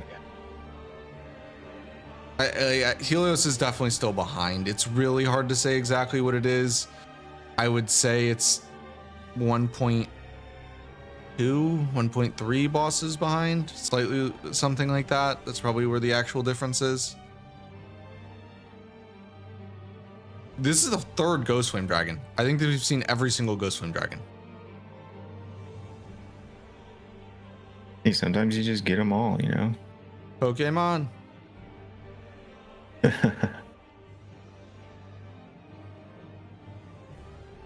The humble untouchable. Yes, Nexus. The humble untouchable has not been seen, which could, end the game for one of these players, right? I mean, you never know when that wily old bastard decides to just say, "Hey, I exist. I would like to make an impact on this game." I was over here around the corner, waiting for you, actually. All right, Helios used Wild Strikes here.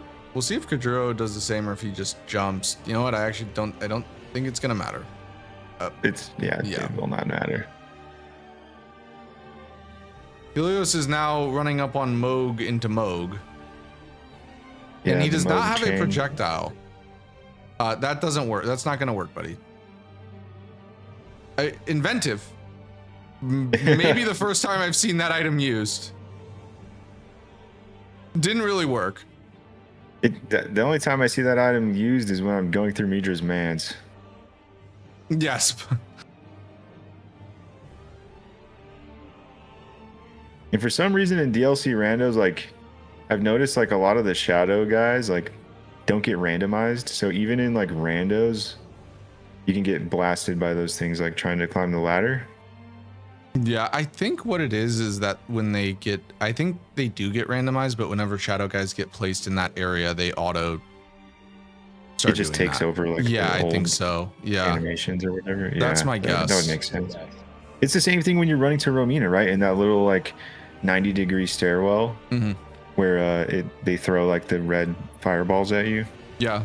There's so many quirks of the randomizer that like actually are important for different formats, or sometimes they're just funny things you notice, right? But it is a huge difference that in terms of like player experience where it does matter, in why I think it's all the more impressive what Kayjuro is doing, being his first time competing, right? Because I think randomizer is probably the hardest type of competition to close the gap, right, to the most experienced players, because a lot of times it's like you don't know something until you've seen it, and when you've done thousands of hours of randomizer, you start to see things that you've seen before, right? Where just like same enemy in a bad spot that killed you, right? Kayjuro does not have that type of experience, but it just makes what he's doing so much more impressive, right? 100%.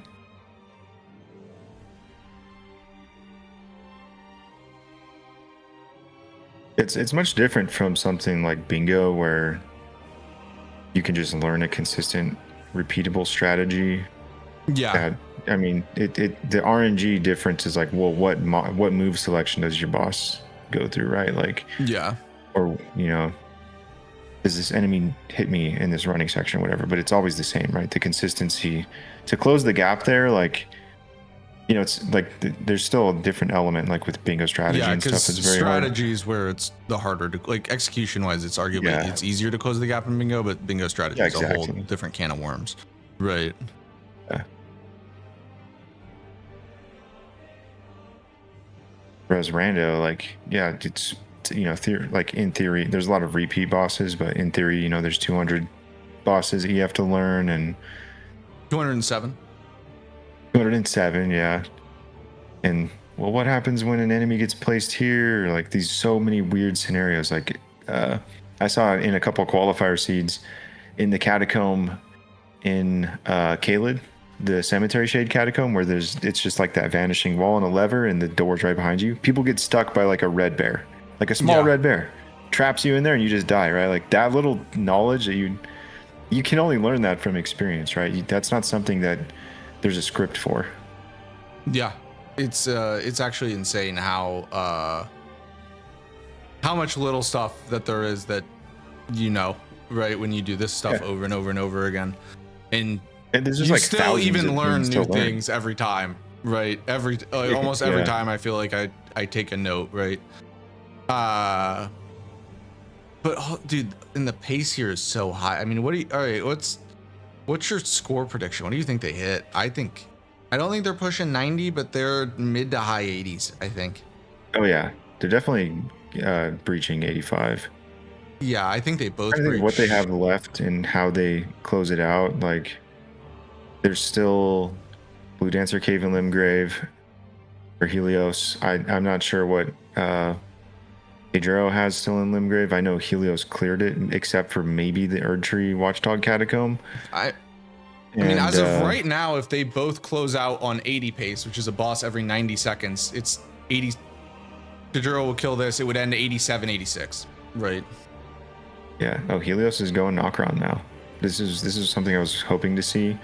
We'll see how deeply he goes into this. Like, I could definitely see Mimic Tier, Gargs, and the Dragonkin for sure. Maybe it's just a Mimic Tier and then you leave, but from the Garg's Grace, Dragonkin Soldier is, I think it's a minute and a half, which is pretty fair for boss check, right? One other thing I did consider, just thinking about it, I don't think it would be worth it, but if there ever was a situation, maybe it's this one that runs probably too long, but I actually don't think time-wise it could work to go do Fia's champs and then run to Goldfree Morgott Not exactly sure how long that run is, but you get 3 bosses out of it, right? Except they already killed Margit, so it's not worth it. Right. Oh, here's Jory. Jory's bad. You know, you could get 4 bosses technically, right? If you did with Fia's champs, if Morgott was worth 2, gold free Morgott. Yeah. Yes, but so it would still be 3 points. I actually think you go to Fia's champs. If you're doing this, you go to Fia's champs because you want to get Siluria as well. Siluria, yeah. Yes, so there's Mimic Tier, Gargs, Siluria, Fia's champs. That's 4 bosses. Dragonkin Soldier would be an optional 5th boss. I think that I'm pretty sure the timing is okay with it. The person who told me the timing is good for that boss is Helios, actually. Yeah. Actually, I forgot he had Stone Barbed. Stone Barbed was huge against Jory because it meant that he staggered in 2 jump attacks rather than 3, so as a result, he was able to control Jory much better and not allow her to teleport. So that's actually Stone Barb's biggest tool in this format, and one of the reasons why it's so good, because Jory teleporting or a dragon flying away is an ample opportunity to lose a ton of time, right? If you have Stone Barbed, you can stagger things faster and control them, right? Allowing you to make that up, right?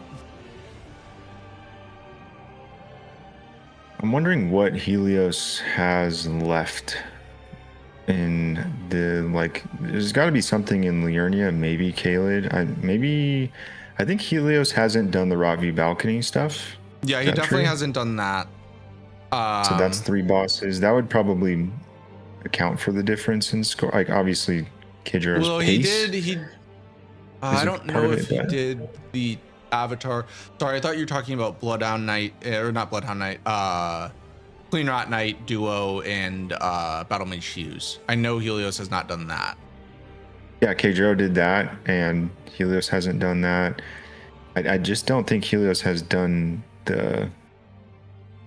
Remember, there was it was a duo, Demi-Human Chief and the Nox. Yeah. Outside where the Putrid Avatar is in Caelid.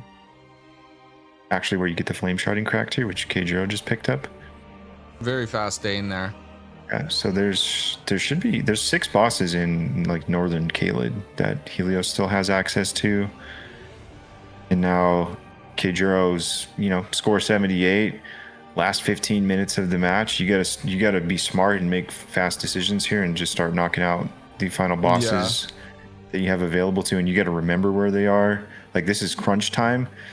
You've been playing for over 2 hours at this point with all the load screens and so on and so forth. Like, this is the time when you need to hyper focus on how to finish out the seed. And we'll see how it goes. This deep route has been good for Helios. He had very fast bosses. I feel like the deep route is a little risky because if you run into one really bad boss here, it makes it not worth it, and then your opponent doesn't get it, decides not to do this, and then massive advantage to you, right? Like, we see players do this a lot as a way to get into Altus, right? And we've seen players die here. We don't see this very often in this sense where it's like, just get some enemy or just get some extra kills, right? He did not do Dragonkin replacement, but I don't know if he grabbed the Grace. Also, just imagine like Mimic Tier is Shadow Tree Avatar or Gargs. Gargs would probably be worse, right? No, Gargs would be worth it because they have double strike. With jump build, Gargs is a piece of cake. But no, I'm saying at the Valiant Gargoyles Shadow Tree Avatar, right?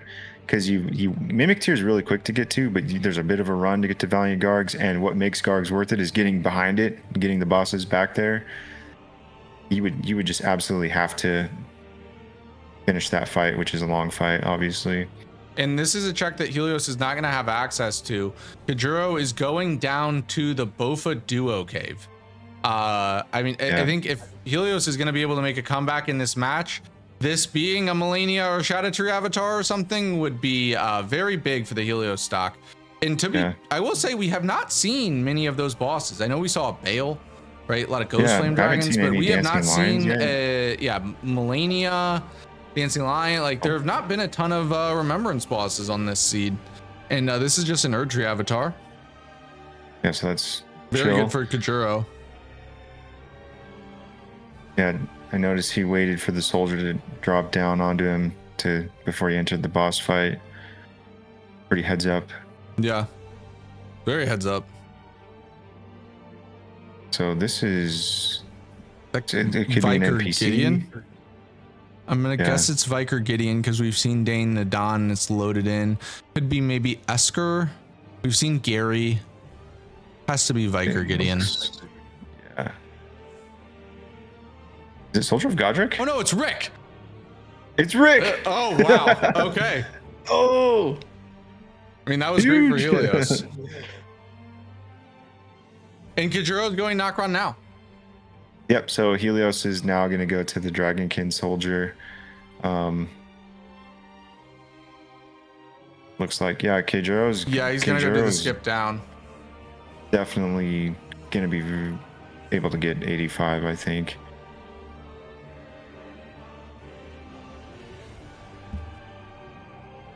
I mean, there's 5 bosses down here. If he just does the same exact chain that Helios did, he can get to 85. And they were all good. Like, they were all good. Yeah. I mean, Soldier of Godric, it doesn't get much better than that, right? No. I don't think there's anything better than that. Yeah. But yeah, Dane in Valiant Gargs, which you have Wild Strikes for. Here is Jory. I mean, the worst thing that could happen is Jory teleporting out, but I mean, you have Stone Barbed Cracked here, so...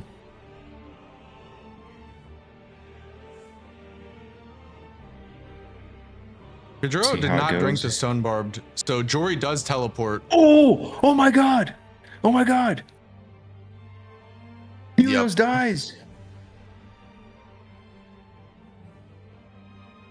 And jumping down to the Dragonkin is just well, I can go ahead and try to get the instant replay. I mean, that's why you don't see Dragonkin Soldier of Noxtella very often. If I'm being honest, that's why you don't see it very often. That parkour sucks. It's like famously bad. I remember, I think it was Hob lost a no-hit run pretty famously there. Like it's famously very bad.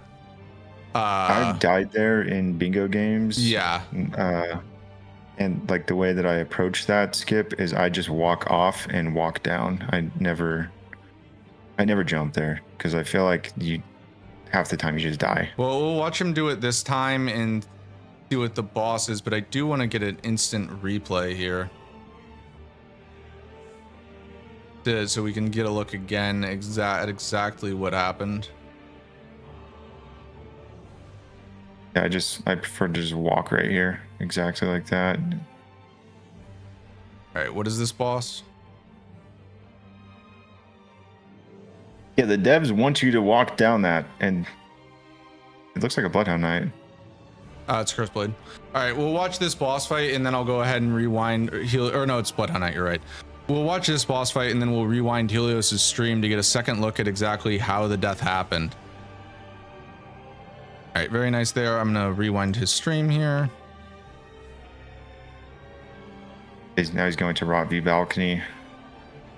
Locked at 78. All right, you can see it here. This is his initial drop down. So he jumps, lands firmly on that ledge. Yeah, here you just walk again. You just have to walk again. You can see. Let me. I think it's because of not landing on the flat top of the head, maybe. Yeah, I'll pause it at the right time and slow-mo it. It looked inconsistent, I would say, or at least scary to me, being skip conscious, right? So he drops down and he does this part right, and then I'll even go to the super slow-mo so you can really see it. All right, so this is where the mistake happens. Where I think this is what cost him. He drops down, and you can see Torrent never fully resets. Yeah, he lands on this weird Oh, Yeah. so Torrent was like moving the whole time, actually. Yeah, because Torrent never fully resets, right? Torrent was always moving, and that's ultimately what I believe caused the death. Yeah. Super unfortunate way to die, especially near the end. Then you got to run back that way again.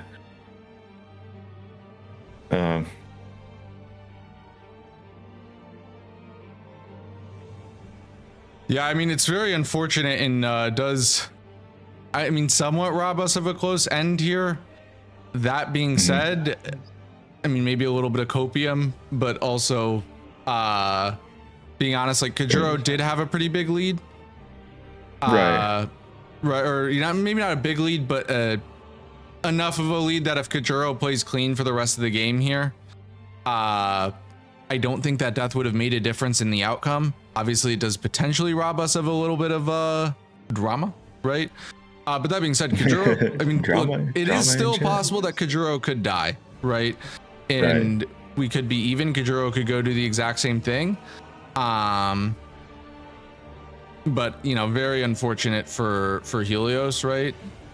That being said, I think, I don't know, if it was me, I would be happy to know that death didn't cost me the game.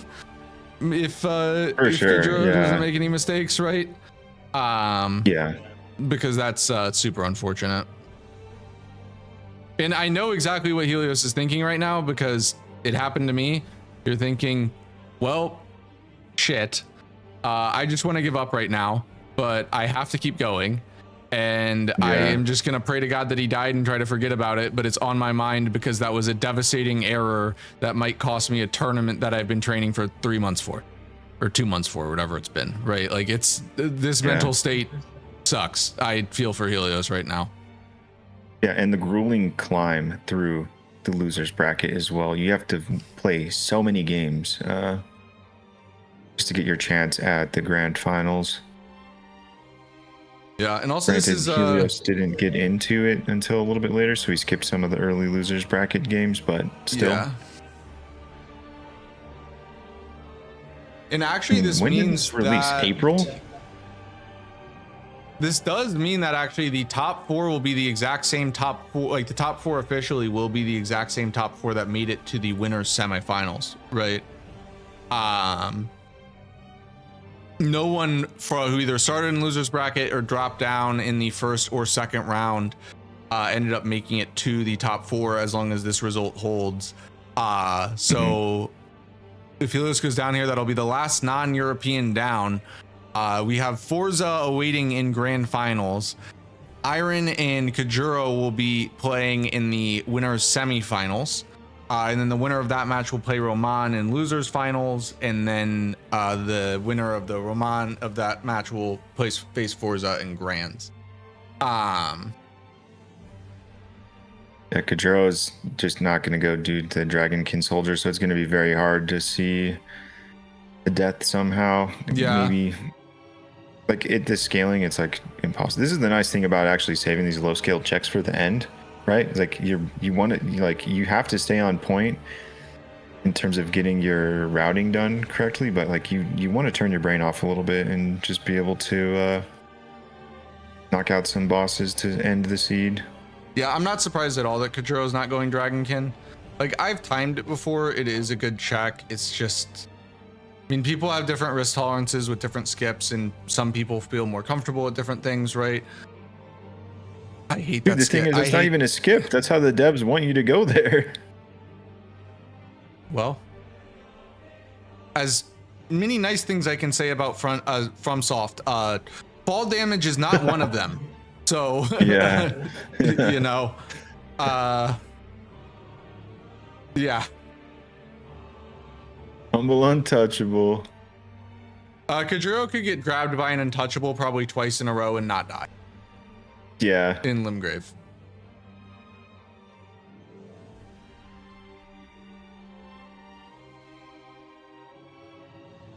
By the way, I will ask our players after this if they have any interest in doing a post-match interview. Oh my god, Scaly Misbegotten, one of the hardest bosses. Unironically, at scale, that guy's a demon. For sure. He's unironically a demon. His delays are so bad. It's so freaking bad. They're like, they never make any sense. You think you know it, and you just don't.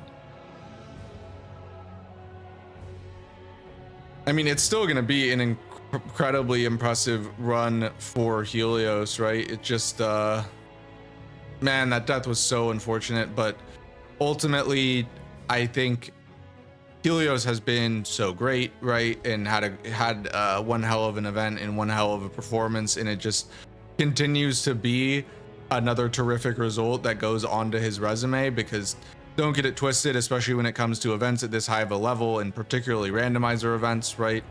I mean, it's not true. The best player does not always win, right? Especially with a randomizer, right? The hallmark of great players is consistent good results, right? And do not get it twisted, coming in 5th, 6th place in the largest Elden Ring tournament of all time is a terrific result, right? And one that Helios should be very proud of, right? But it does look like he'll be going down today, and you know, just hats off to Kayjuro, man. Like I really feel like death aside, he deserves this. This has been a hell of a run. No major mistakes throughout the entire run. There's always going to be small mistakes, right? But it has just been a terrific performance from Kayjuro. And my prediction for the rest of DRL, the must-see match will be Iron versus Kayjuro. If 100%. You like the high pace, like I think these guys, like in terms of their score potential, I do think they have those two have the highest score potential in the field. They're both very aggressive players. They're gonna be going for it. I would expect that one to be absolute fireworks in the next match coming up, and one that is definitely gonna be must-see TV. Yeah. Also, Kayjuro now is carrying the flag because Roman, although he is Swiss, has been adopted by France, right? He is Kayjuro now carries the flag for not just Germany, but the rest of the world that's not France, because you know what? Roman's on Team France for Bingo Ballers. He's French, okay? French enough. He counts. No, Forsa won. No, Forza's waiting for. Forza's in the grand finals. Yeah, Forza's in grand finals. All that's left to decide this is who his opponent will be. Yeah. And if I'm Forza and I'm seeing these players put up 86, 87, 88, 89, I'm sweating a little bit, dude. I mean, yes, but also I feel like Forza and Roman, both of them to their credit, seem to have unlocked extra pace, right? Like both of them PB'd today. I mean, Forza PB'd on a Deathless seed, right? Like that's an 85 if he doesn't get Deathless, right? And overall, I think the weapons and bosses were a bit stronger on this seed, right? Forza has only continued to get stronger, right? I mean, looking at the trends of pace throughout the entire thing, I would say that Iron and Kayjuro have the advantage over Forza and Roman. That being said, though, it's been a long time since the qualifiers, and these players are very different players than when we first started, right?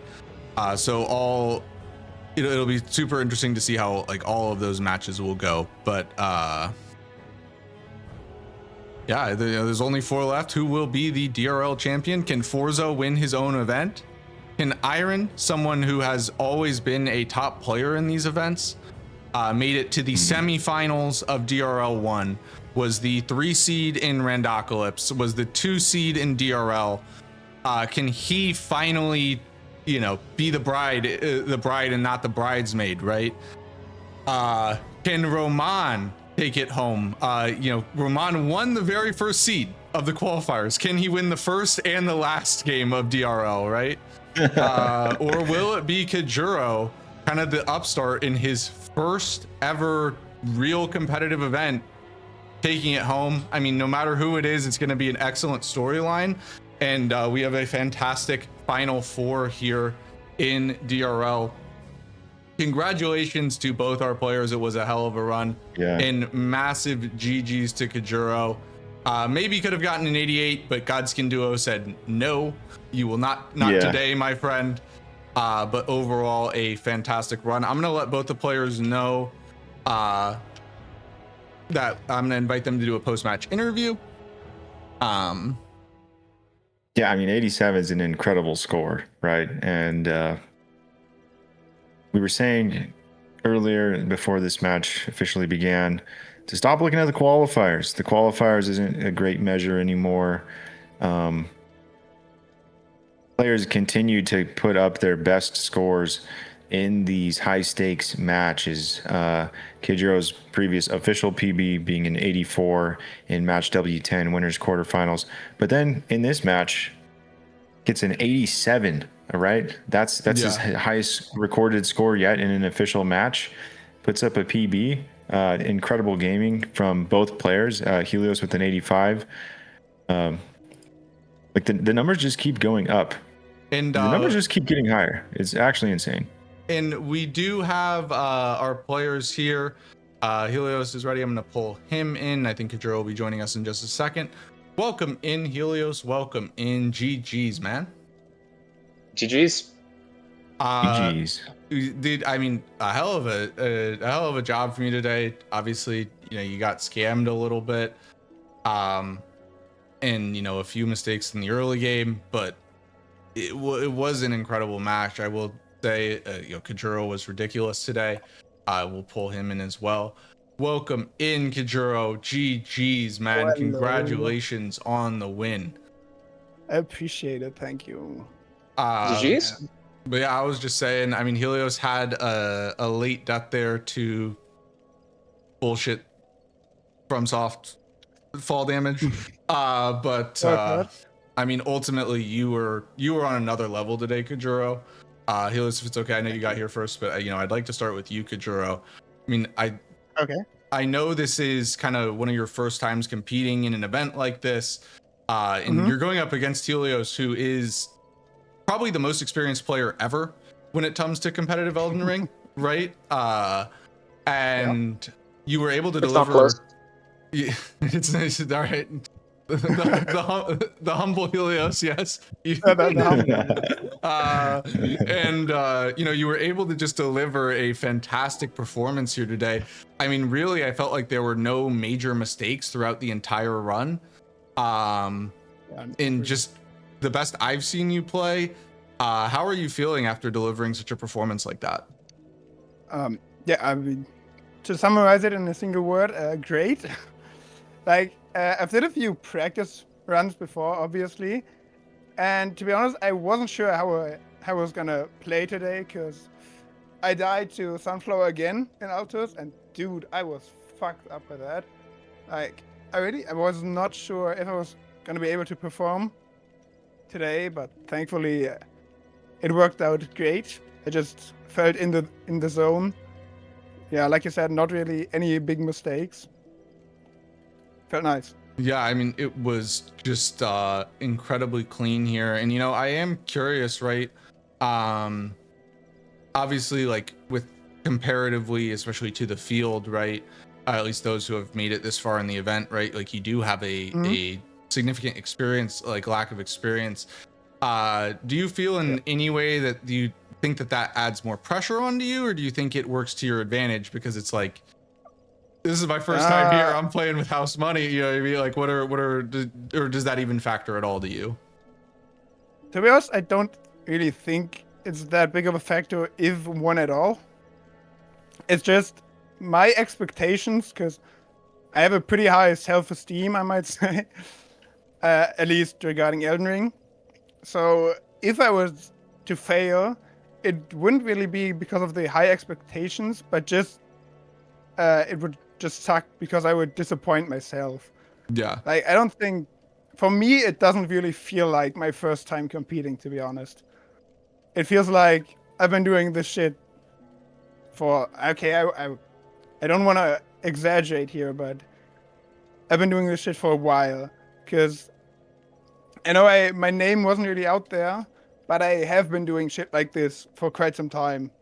So it doesn't really feel like this is the first time. Yeah, and I can tell you, you're not alone. Kind of that.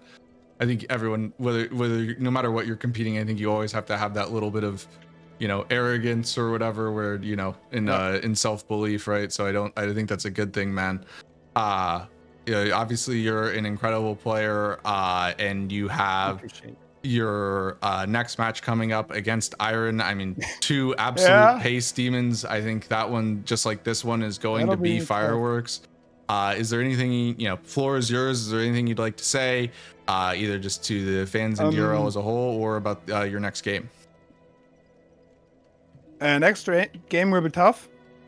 My hopes are up, but dude, Iron is just a whole different beast. And yeah, I just want to say thank you to everyone, to all the viewers, to Forsa for giving me this opportunity. Because, in most competitions, some random dude you've never heard of doesn't really have the chance to get his name in there. And for this format, it feels very nice that everyone can compete, everyone who is good enough can qualify and get his name in the world.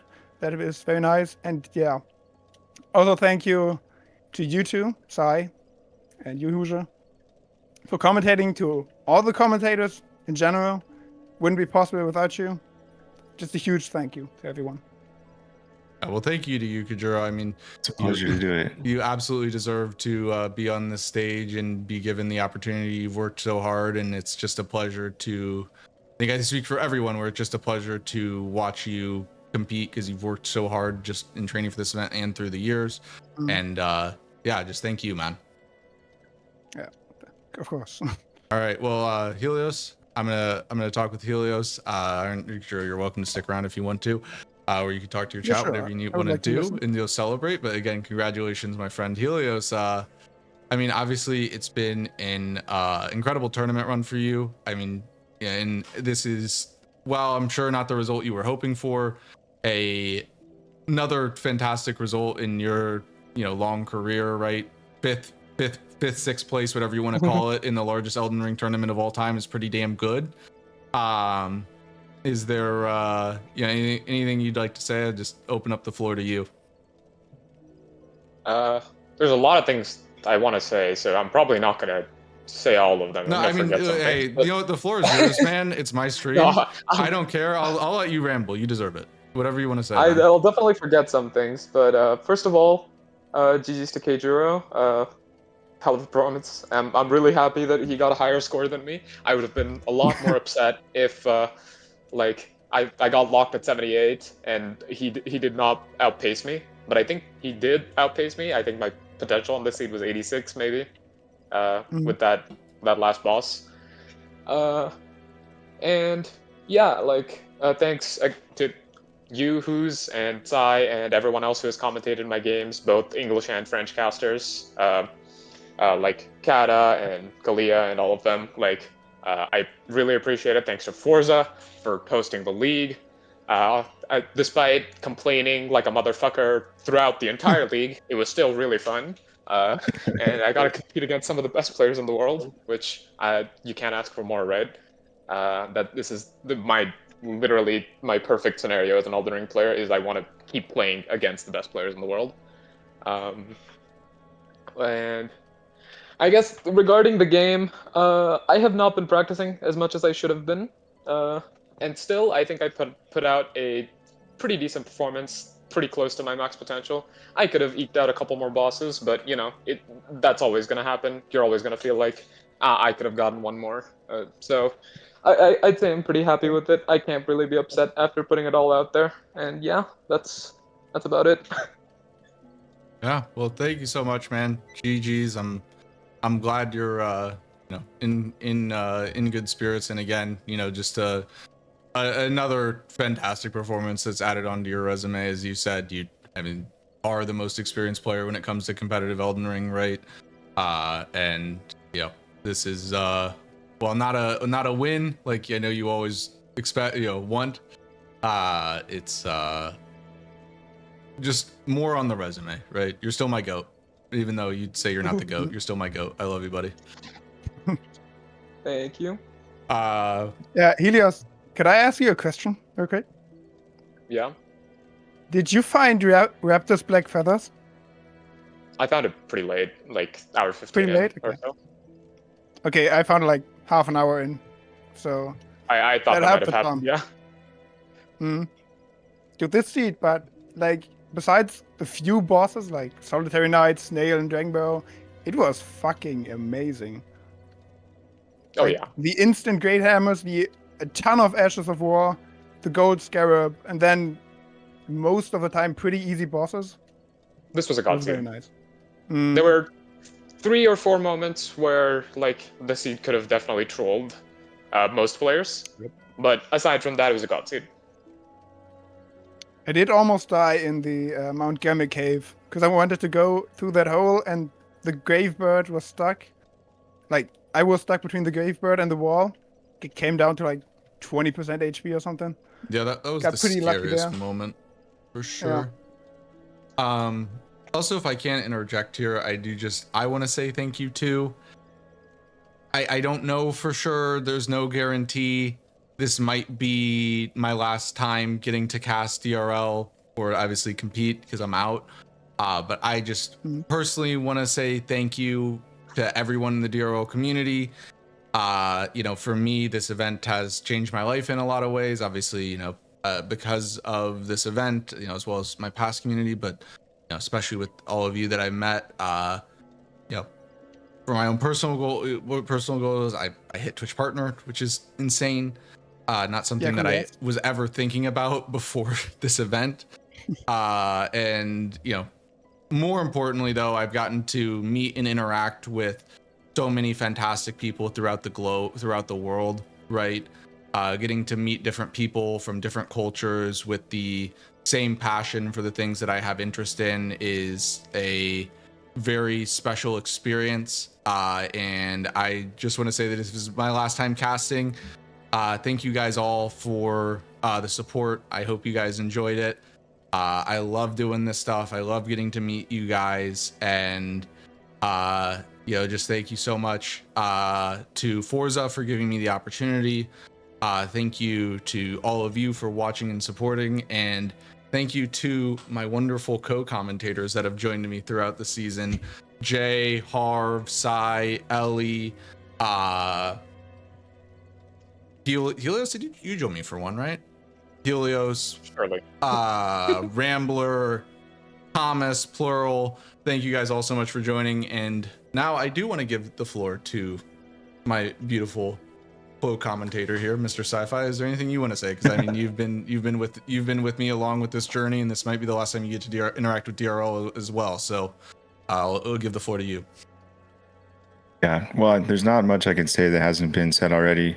I share all the sentiments here. Like one of the things Helios said earlier, he wanted to play in the competition with the best Elden Ring players in the world. Helios, you are one of the best players in the world. Kayjuro, you're one of the best players in the world. You may not be like, I think that like these types of events put on by Forsa, which I'm very grateful for, Forsa #1 speedrunner world record, bouncing back and forth, but just the platform that he has, the recognition that he has, and creating a competition where insane players like both of you can get up here and showcase your talents in front of a ton of people.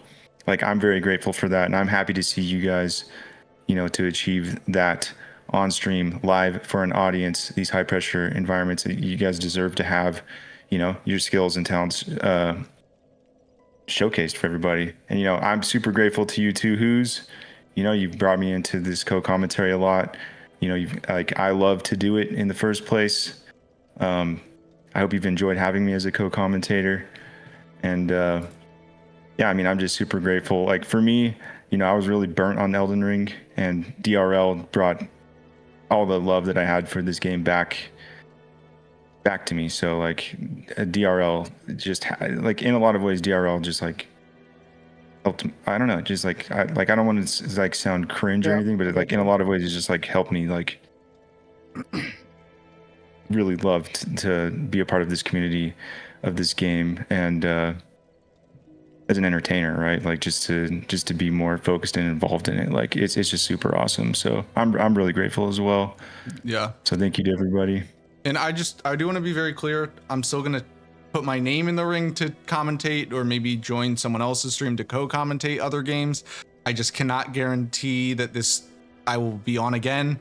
I don't know. So, and I did want to get my thank yous in if this is the last time. So that was the main thing.